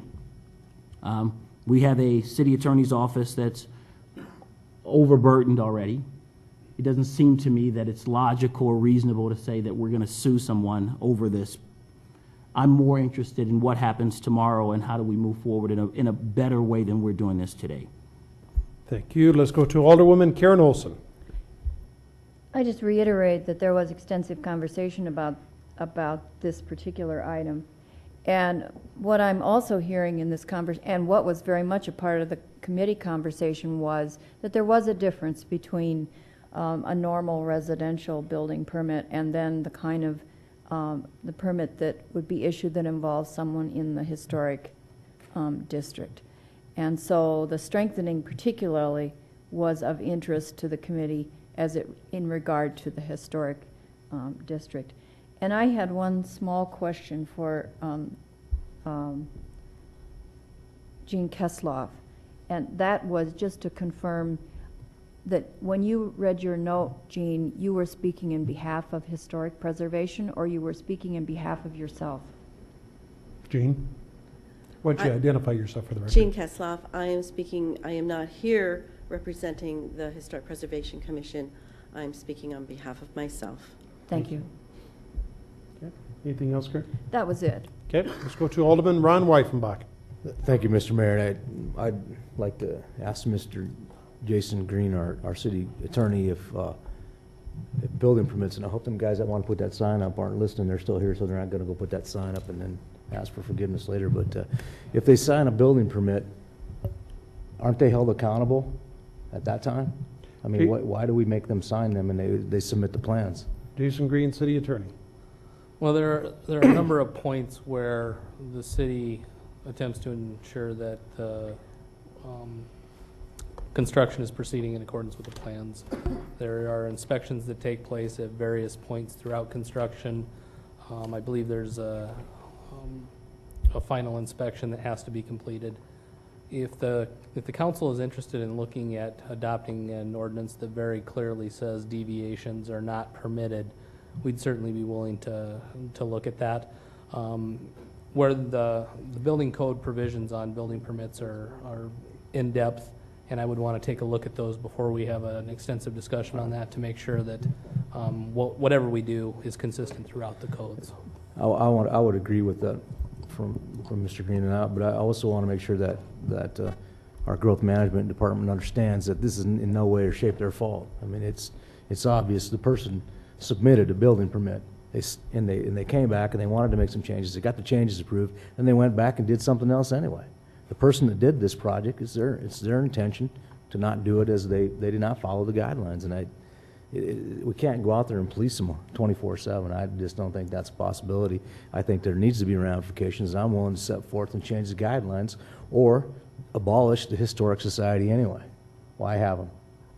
I mean, moving forward, I think that as I'm going to beat up the process again, I think there needs to be a change in process, and I guess I would request respectively from the mayor's office that we look at changing this process to make sure that there's some teeth in this thing, and so we don't have this build it and ask for forgiveness later. I mean, anybody who's listening is just going to continue to do the same thing, and we're going to continue to have the same struggle and put our staff in the middle of something that they don't need to be in the middle of. We set the policies and procedures. So thank you. Thank you. Let's go to Alderman Bill Waugh. Thank you, Mayor. I have a question for Marcia. If someone was doing this in a non-historical part of town, what would the ramifications be? Marcia? The kind of changes that were made, the changes in the windows and the like, the trim, the like, would not be a big deal. It would be something that our inspector would approve in the field, and we would just proceed. So I'm going to get back to a question that was answered earlier. If someone could tell me what will happen to the folks that did this if we vote yes or if we vote no? Marcia, you want to try it, or you want to pass to Jason? Let's go to Jason Green, city attorney. Well, we'd have to look at whether or not we have an ordinance that would allow us to prosecute criminally. That would be one option we could look at. We could also look at any civil remedies, a mandatory injunction action to require them to make changes to the property. I think either of those probably involve a fair amount of preliminary work, and the civil option certainly involves a lot of litigation work. We can certainly do some preliminary investigation and find out exactly how much work we're talking about here. This is not something that comes up regularly, so it would require a little bit of investigation. Thank you. That's all I had. Thank you. Let's go to Alderman Lloyd LaCroix. Thank you, Mayor. You know, in this particular case, you know, the Historic Preservation Commission did approve this. They accepted the changes. The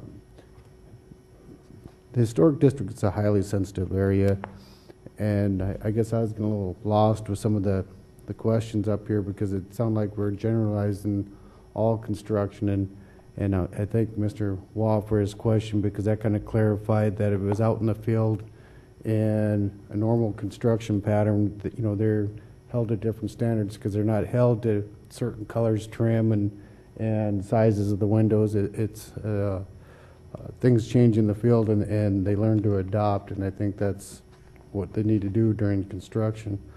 But you know, I do understand what Mr. Chapman and Aaron are talking about in their concerns with the district and trying to find a way to get to educate the people that live in there how to follow the rules. I think, as Mr. Green just stated, that the Historic Commission's probably the most feasible way to try and solve the problems than going into a civil lawsuit with somebody and so forth. So, but I just wanted to express this one does come from the Historic Preservation Commission with approval of the changes.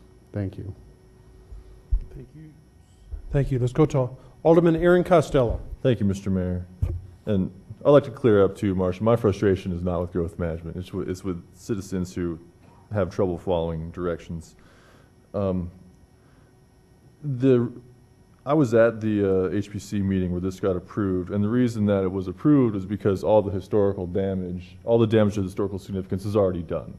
They'd made their major changes, and it's just due to the legalities of it all, it came through this route.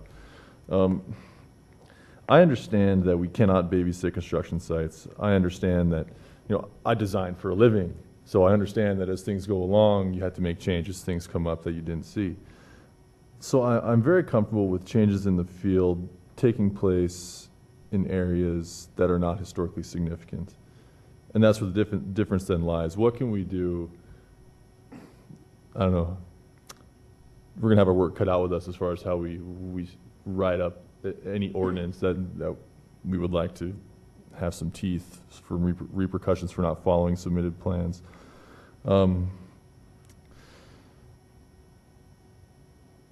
I got off my thought track. I think in the end, I'm okay with this because the changes were made to something after the historical damage. The historical damage was already taken care of. So it doesn't quell my frustration with not being able to follow directions and plans, but I guess I'll be in favor of this motion. Thank you. Further discussion? Seeing no further lights, all those in favor signify by saying aye. Aye. Opposed? No. Let's take a roll call, please.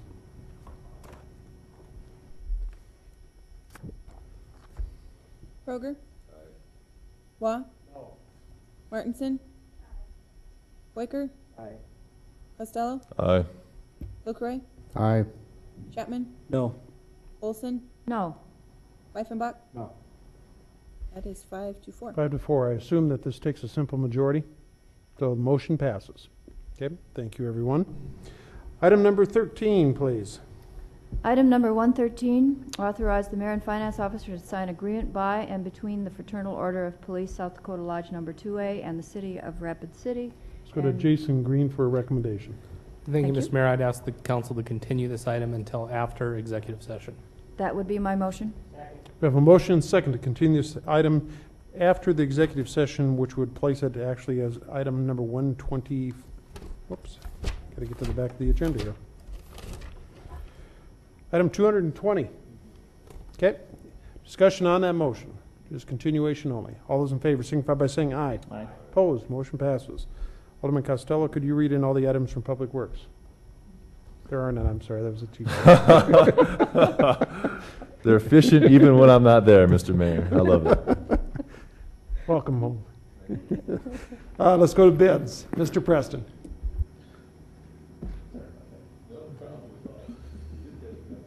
Thank you, Mayor. We have just two items on the bids this evening. The first one is snow removal operations for city parking ramp. We received just one bid.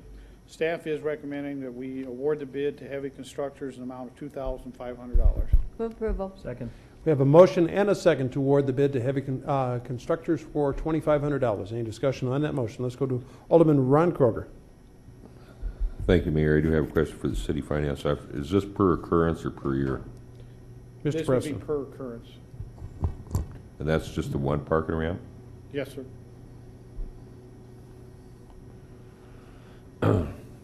We don't have the ability to do that? Let's go to Robert Ellis, our Public Works Director. You know, quite honestly, we don't. We need to have that parking ramp open by 7 in the morning because that's when our leased occupants expect it to be ready. And our guys are really focusing on the streets, the arterial roads, getting those open for the morning commute. So I really don't see how we'd have the ability to make sure that was done every morning before parkers are ready to come. Alderman Kroger, you still have the floor, sir. Thank you for your answer, Robert, but Heavy Constructors, they're guaranteeing that they'll have it cleared by 7 o'clock? That is the contract. And I will add that in previous years, we've paid right around this price for your average storm. We were hoping to get more bidders. That's why we rebid this. This is the second time you've actually seen this. Unfortunately, we're only getting one bidder both times that we've done this, and the price has been the same, $2,500. So, one more question, Mayor. Is it's for the top floor, basically, is more or less. Well, all three, when you have snow blowing in, but you're. Well, when you do have, but a majority was just for the top floor. it is, and we do get pretty significant drifting in there if we have any type of a wind. And the first floor does get quite a bit of snow in as well. So most of the work's on the third floor, but depending on weather conditions, they can end up plowing all three levels. All right, thank you. Thank you. Let's go to Alderwoman Karen Olson. Robert, this does seem like a large amount. Does it involve, I mean, is this an issue where it has to be trucked away because of the configuration of the parking lot itself? Yep. Robert? Yes, that is one of the problems that we have with that ramp, is that you do have to clear it off. Another problem we have is that there are load limits on that ramp. You can't take in the larger equipment to remove snow. You got to use fairly small equipment, a lot of handwork. So it's an intensive effort to clear snow off the ramp. Okay. Thank you. Motion on the floor is for approval. Let's go to Alderman Ron Weifenbach. Thank you, Mr. Mayor. I had to talk extra long tonight for Alderman Hadcock since he's gone tonight. My question is, does the parking authority pay for this? The answer is yes. This actually comes out of the parking lot and area fund. Thank you. Thank you. Any further discussion? Motion on the floor is to award the bid to Heavy Contractors for $2,500 per occurrence. Seeing no further lights, all those in favor signify by saying aye. Opposed? Motion passes. Mr. Preston. Item 115 is the City School Administration Center roof replacement project. We received 2 bids as listed. Staff is recommending accepting the bid from Black Hills Roofing for the base bid only in the amount of $281,275. We have a motion and second for to award the bid to Black Hills Roofing for a total amount of $281,275. And my understanding is we will pay for this and the schools will reimburse us 40%. Yes, sir, that's Okay, correct. very good. Discussion on that motion. Let's go to Alderman Lloyd LaCroix. Thank you, Mayor. My question is, Jim, do you know after this is approved how soon it can be started? Mr. Preston. Let's go to Mr. Ellis might answer it. I believe it's fairly quickly. Fairly quickly. We'll probably see the contractor on site within a matter of weeks and try to get wrapped up in the matter of a couple of months. Thank you. Motion on the floor is for awarding the bid to Black Hills Roofing for $281,275. Any further discussion on that motion? Seeing none, all those in favor signify by saying aye. Aye. Opposed? Motion passes. I do not have any items under mayor's items. We have a 116. This is sales tax revenue updates. I'm not sure, Alderman Weifenbach, was that you that placed that on the agenda? Yes, Mr. Mayor, it was. Thank Okay. you. I just wanted to get an update of where we were for the sales tax revenues. And just so you know, there is a link, if you go on your site, there was a link that's been placed on there that shows the sales tax through the first payment of October, if I'm not mistaken. Let me get over here. With that, Mr. Preston, anything else you'd like to add? Did you want me to bring this up, Mayor, or did you want to just look at their line? Mr. Weifenbach? I'd like you to put it in the public record, or if you could just tell us where we're all at there, and yeah, there you go. If I could, Mayor. Okay, thank you. essentially what this tells us, this is for sales made through the first half of October. This is kind of a busy chart. We get essentially 2 checks a month, and so the check that we just received here in the last few days is through the sales made first part of October. I'm going to try to zoom in and see if, but anyway, that figure there is, what we received then was $900,293. The total year to date, that's through that same time period, $15,151,700, and I believe that's $16. And you compare that to the previous year at the same time, and as Emily reported in the paper today, we were down $363,228 from where we were a year ago, and that's we're down 2.34%. Alderman Weifenbach, you still have the floor if you'd like. Thank you. I just wanted to know where we were at. Yep. So. Very good. I guess I'd look for a motion to acknowledge. We have a motion second to acknowledge. Any discussion on that motion? Seeing none, all those in favor signify by saying aye. Opposed? Motion passes. Item 117 is 44th Street and West Main liquidated damages, and this was placed, I placed on here on behalf of Alderman Quaker. Let's go to Robert Ellis, who is going to give us a report, and then Alderman Quaker, you'll have the floor if you'd like it. Okay, very good. The 44th and West Main project began right about the time school was ending for the summer session, and the contract completion that was set for the project, it actually had 2 completion dates. The first one was September 26th. The contractor had to have 2-way traffic open on 44th Street. And then the final completion date for everything to be finished was October 16th. Now, looking at what progress was made by the contractor in meeting those completion dates, I can say that the preliminary completion date, which was the 2-way traffic on 44th, was not met up through December 2nd.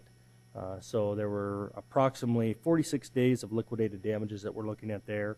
And then the overall contract completion date was not met. That was the October 16th date. And as through, I believe today, they were still working on some things out there. So quite frankly, we're still under liquidated damages right now as far as I'm concerned. There will be some negotiating of certain days within there because we're in about a 50 to 70 day range of liquidated damages.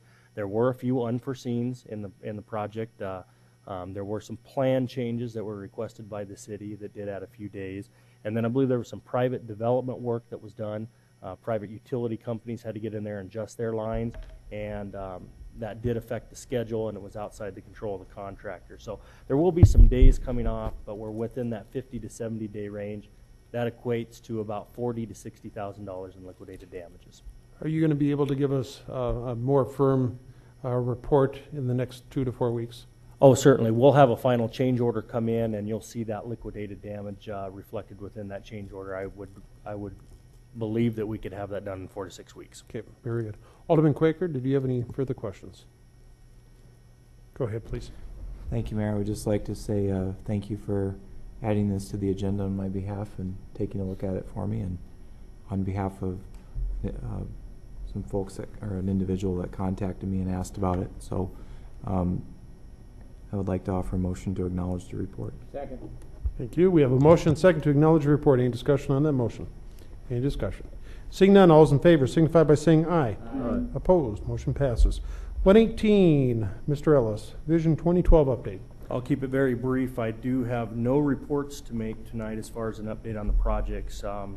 The attached or the linked version of the 2012 is essentially the same as you saw 30 days ago. There are no new items to report on.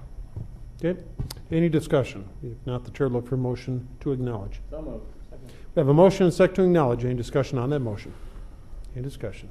Seeing none, all those in favor signify by saying aye. Aye. Opposed? Motion passes. Item 119. Karen, could you read that in for me, please? Excuse me, yes. That is an appeal of a pole sign lighting maintenance decision made by the Sign Code Board of Appeals, which denied this sign. And this was brought forward by Paul Weber, and my motion would be to uphold the denial. Second. Okay. We have a motion and a second to uphold the denial. Discussion on that motion. Let's go to Alderman Ron Weifenbach. Thank you, Mr. Mayor. Since I'm on a roll tonight, it's unfortunate they just didn't move the sign and then we could just approve it and move on. Can we see what's going on here? Marcia, do you have any Mr. of the Mayor? documentation?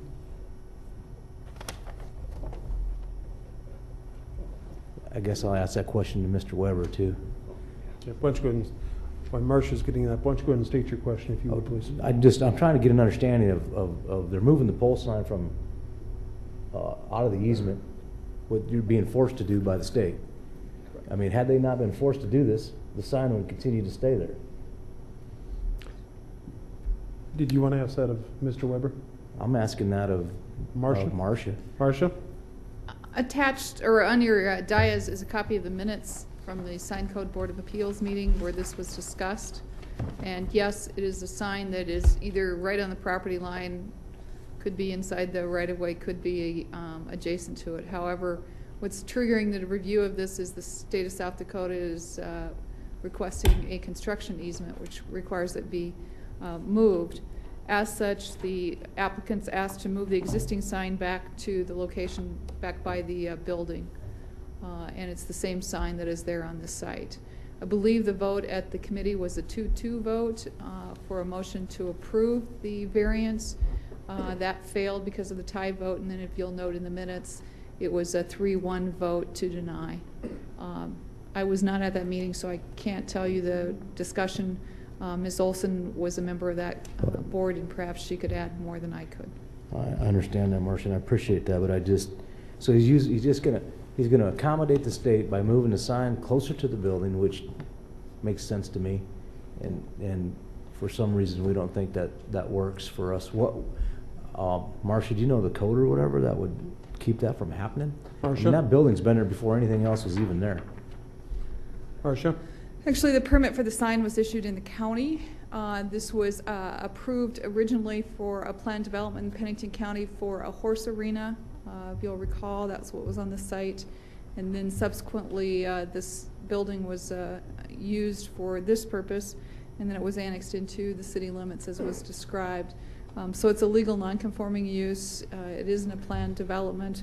Again, this shows, you can almost see the, on the drawing, you can almost see the shadow of the sign. It's very close to the property line. Not sure I'm answering your question. No, you're doing a good job, actually. And I think that, I'm sure I will hear from Alderman Olson here soon, but I'm having a hard time understanding why this is such a big issue and that building ain't going anywhere. And the use, I don't see that changing that much The property is for sale, and we have had inquiries about alternative uses, talked about rezoning potentially with some property owners. So I would anticipate that there may be changes in the future. Well, thank you, Marcia, and I But- appreciate that, but I just can't see anybody living in it Oh, without a sign out front. I would think it's gonna concur be a with that business. assessment. I mean, it's probably, I can imagine that building with that land, probably $500,000, but I mean, I don't think anybody would want to live in a pole barn. But I think it would be appropriate to, I'll listen to what my colleagues have, but I said I'd let them go ahead and move the sign and accommodate the state. Thank you. Thank you. Further discussion. Let's go to Alderwoman Karen Olson. I was a part of this discussion, and as you can see, the final vote was 3-1, and this is reflective, this board is reflective of industry. So folks from the industry thought that this was an appropriate motion.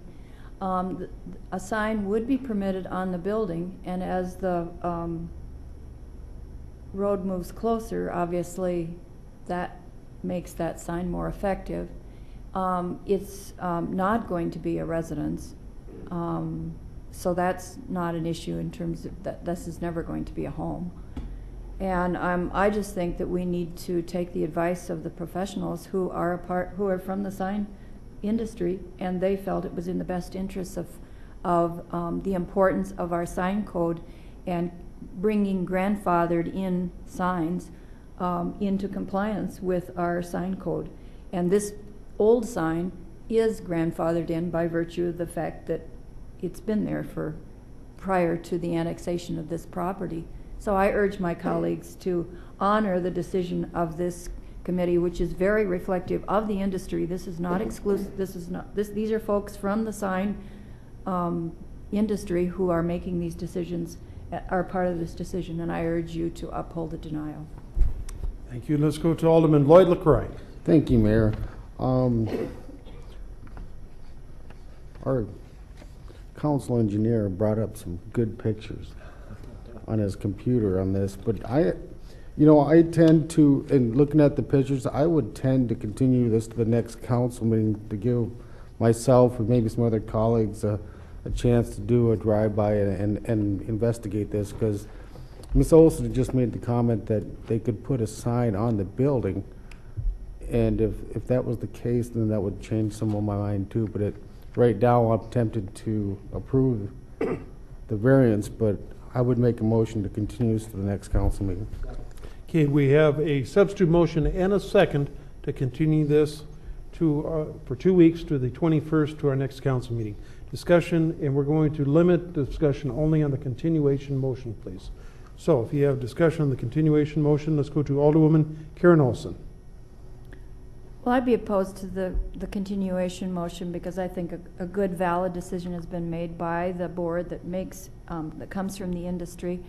I certainly understand Paul's reason why he's here. He represents the sign company, and it's his job to represent them in the best possible way in this instance.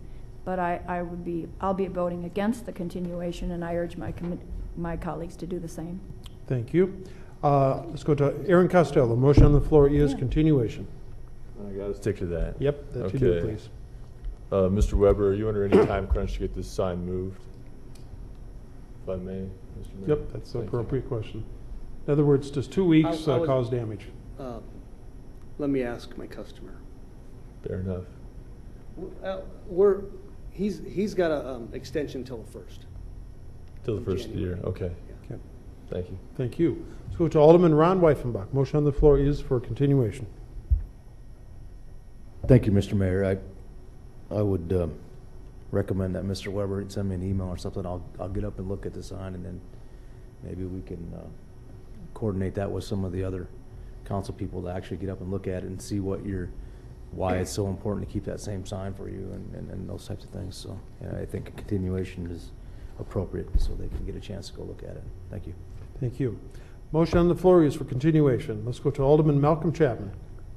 Thank you, Mr. Mayor. And if I get out of bounds, please correct me. What's the size of the sign that was there? That is there. I'm sorry. I think it's right there. Is 3 by 12? And DOT has said that they would pay for the relocation of the sign, but a 1-foot sign? Being that it's in a residential district, you're allowed 1 square foot. Okay. So if we remove the sign, which they already have. Okay. Oh, sorry. Thank you. Thank you. Okay. Thank you. Motion on the floor is to continue for 2 weeks. Any further discussion on that motion? Seeing none, all those in favor signify by saying aye. Aye. Opposed? Motion. Let's take a roll call, please. Waugh. No. Martinson. Aye. Quaker. No. Costello. Aye. LaCroix. Aye. Chapman. Aye. Olson. No. Weifenbach. Aye. Roger. Motion passes on a 6-3. The motion is approved, and this item is continued to the December 21st City Council meeting. Thank you, everyone. Let's see, that does take us to the public hearing items. These are items 120 through 218. 120 through 218 inclusive. Chair would look for a motion to open the public comment period on items 120 through 218, please. We have a motion and a second. Discussion on that motion. Any discussion? Seeing none, all those in favor signify by saying aye. Aye. Opposed? Motion passes. That does take us to the continued public hearing consent items. This is items 120 through 124. Marcia, do we need to have any of those pulled? How about from the City Council? We're dealing strictly with items 120 through 124. Not, the chair would look for a motion to approve the continued public hearing consent items 120 through 124 inclusive, please. So moved. We have a motion and a second. Any discussion on that motion? Any discussion? Seeing none, all those in favor signify by saying aye. Aye. Opposed? Motion passes. That does take us to the end of the consent public hearing consent items. Chair would look for a motion to close the public hearing items on items 120 through 218 inclusive, please. So moved. We have a motion and a second. Any discussion on that motion? Any discussion? Seeing none, all those in favor signify by saying aye. Opposed? Motion passes. We're on to the consent public hearing items. These are items 125 through 211 inclusive. Chair would ask if any of the items 125 through 211 inclusive need to be pulled from the consent calendar. So please turn on your light. Let's go to Alderman Lloyd LaCroix. Item 159, please. 159, very good. Any additional items? Any additional items that need to be pulled? And we're dealing with items 125 through 211 inclusive. If not, the chair would look for a motion to approve the consent public hearing items, items 125 through 211, with the exception of item 159, please. If we could have that motion. Second. We have a motion and a second to approve the consent public hearing items, items 125 through 219 inclusive, with the exception of 159. Any discussion on that motion? Any discussion? Seeing none, all those in favor signify by saying aye. Aye. Opposed? Motion passes. Alderman Olson, could you please read in item number 159, please?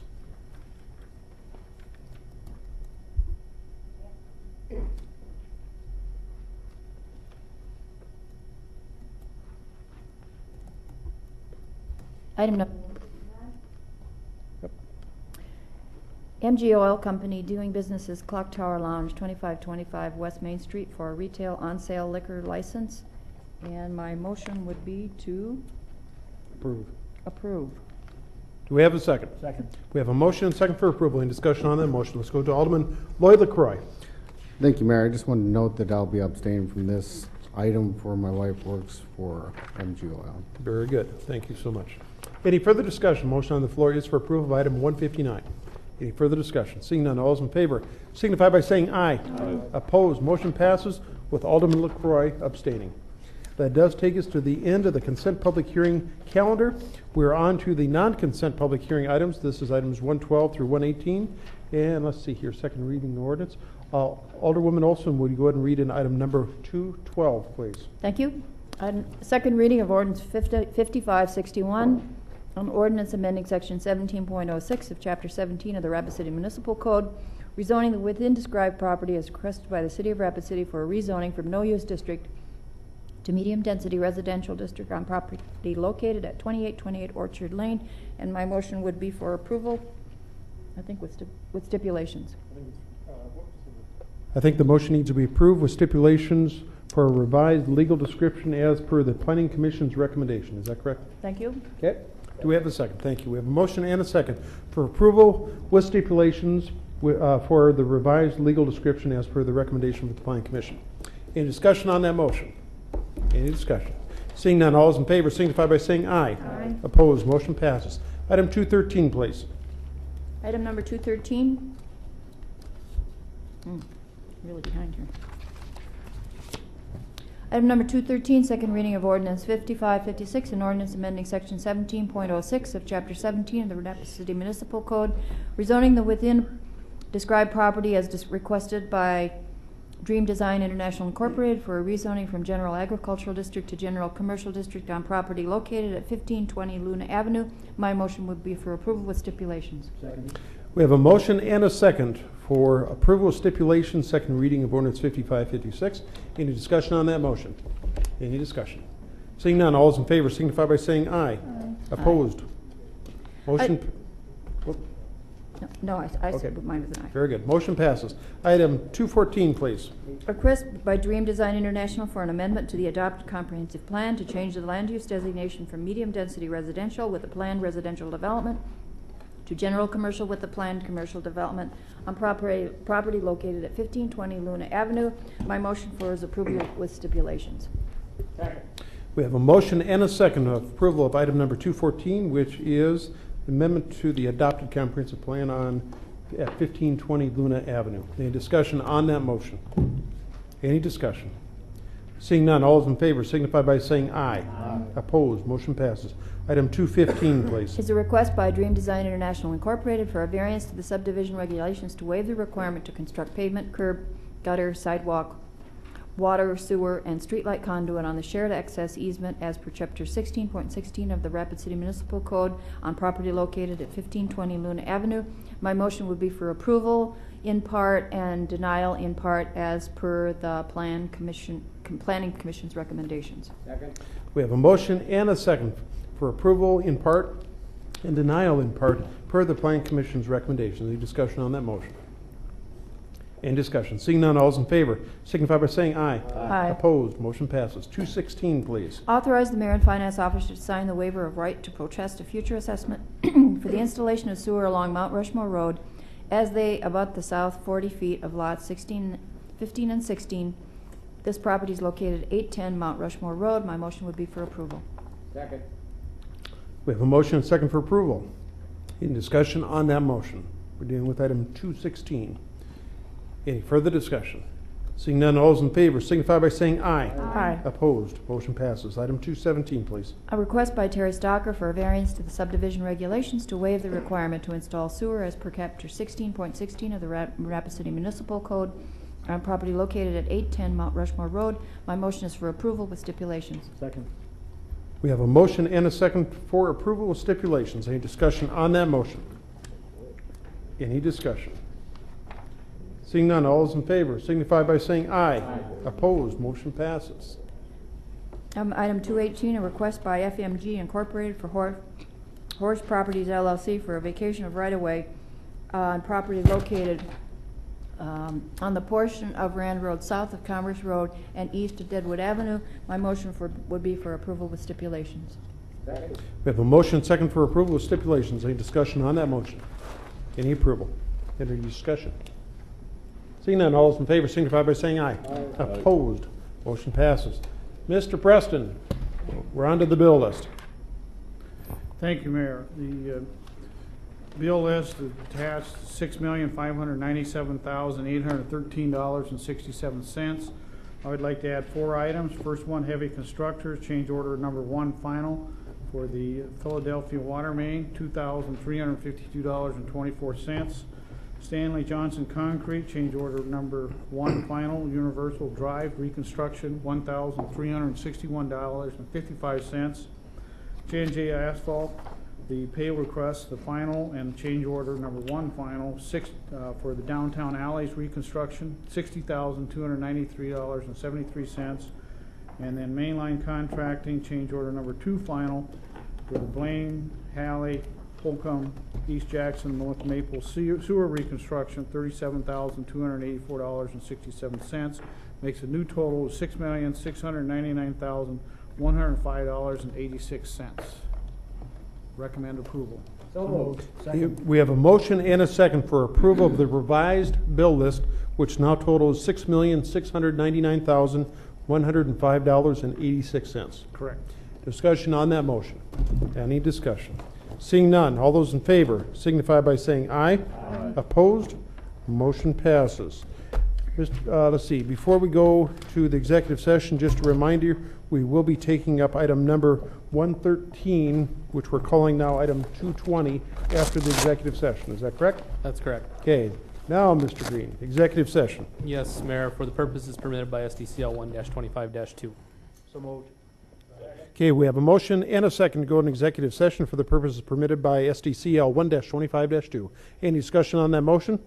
Seeing none, all those in favor signify by saying aye. Opposed? Motion passes. We're in executive session. Thank you, everyone.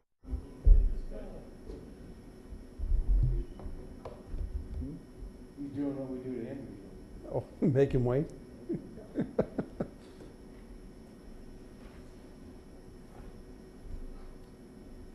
Who are we missing? There we go. It's Karen's fault? Okay. Mr. Green, recommendations. Thank you, Mayor. I believe you have item, what is now 220 to take up the FOP contract. My recommendation is to continue that item for 2 weeks. We have a motion and a second to continue this item for 2 weeks. Any discussion on that motion? Any discussion? Seeing none, all those in favor signify by saying aye. Opposed, motion passes. I would ask the council for its direction to communicate to the Fraternal Order of Police the city's final best offer. We have a motion and second. Any discussion on that motion? Any discussion? Seeing none, all those in favor signify by saying aye. Opposed, motion passes. Ask the council for its direction to the city attorney to communicate to the International Association of Firefighters the city's final best offer. We have a motion and second. Any discussion on that motion? Any discussion? Seeing none, all those in favor signify by saying aye. Opposed, motion passes. Thank you. Okay, we have a motion and second. All those in favor signify by saying aye. Opposed, motion passes. We're adjourned. Thank you, everyone.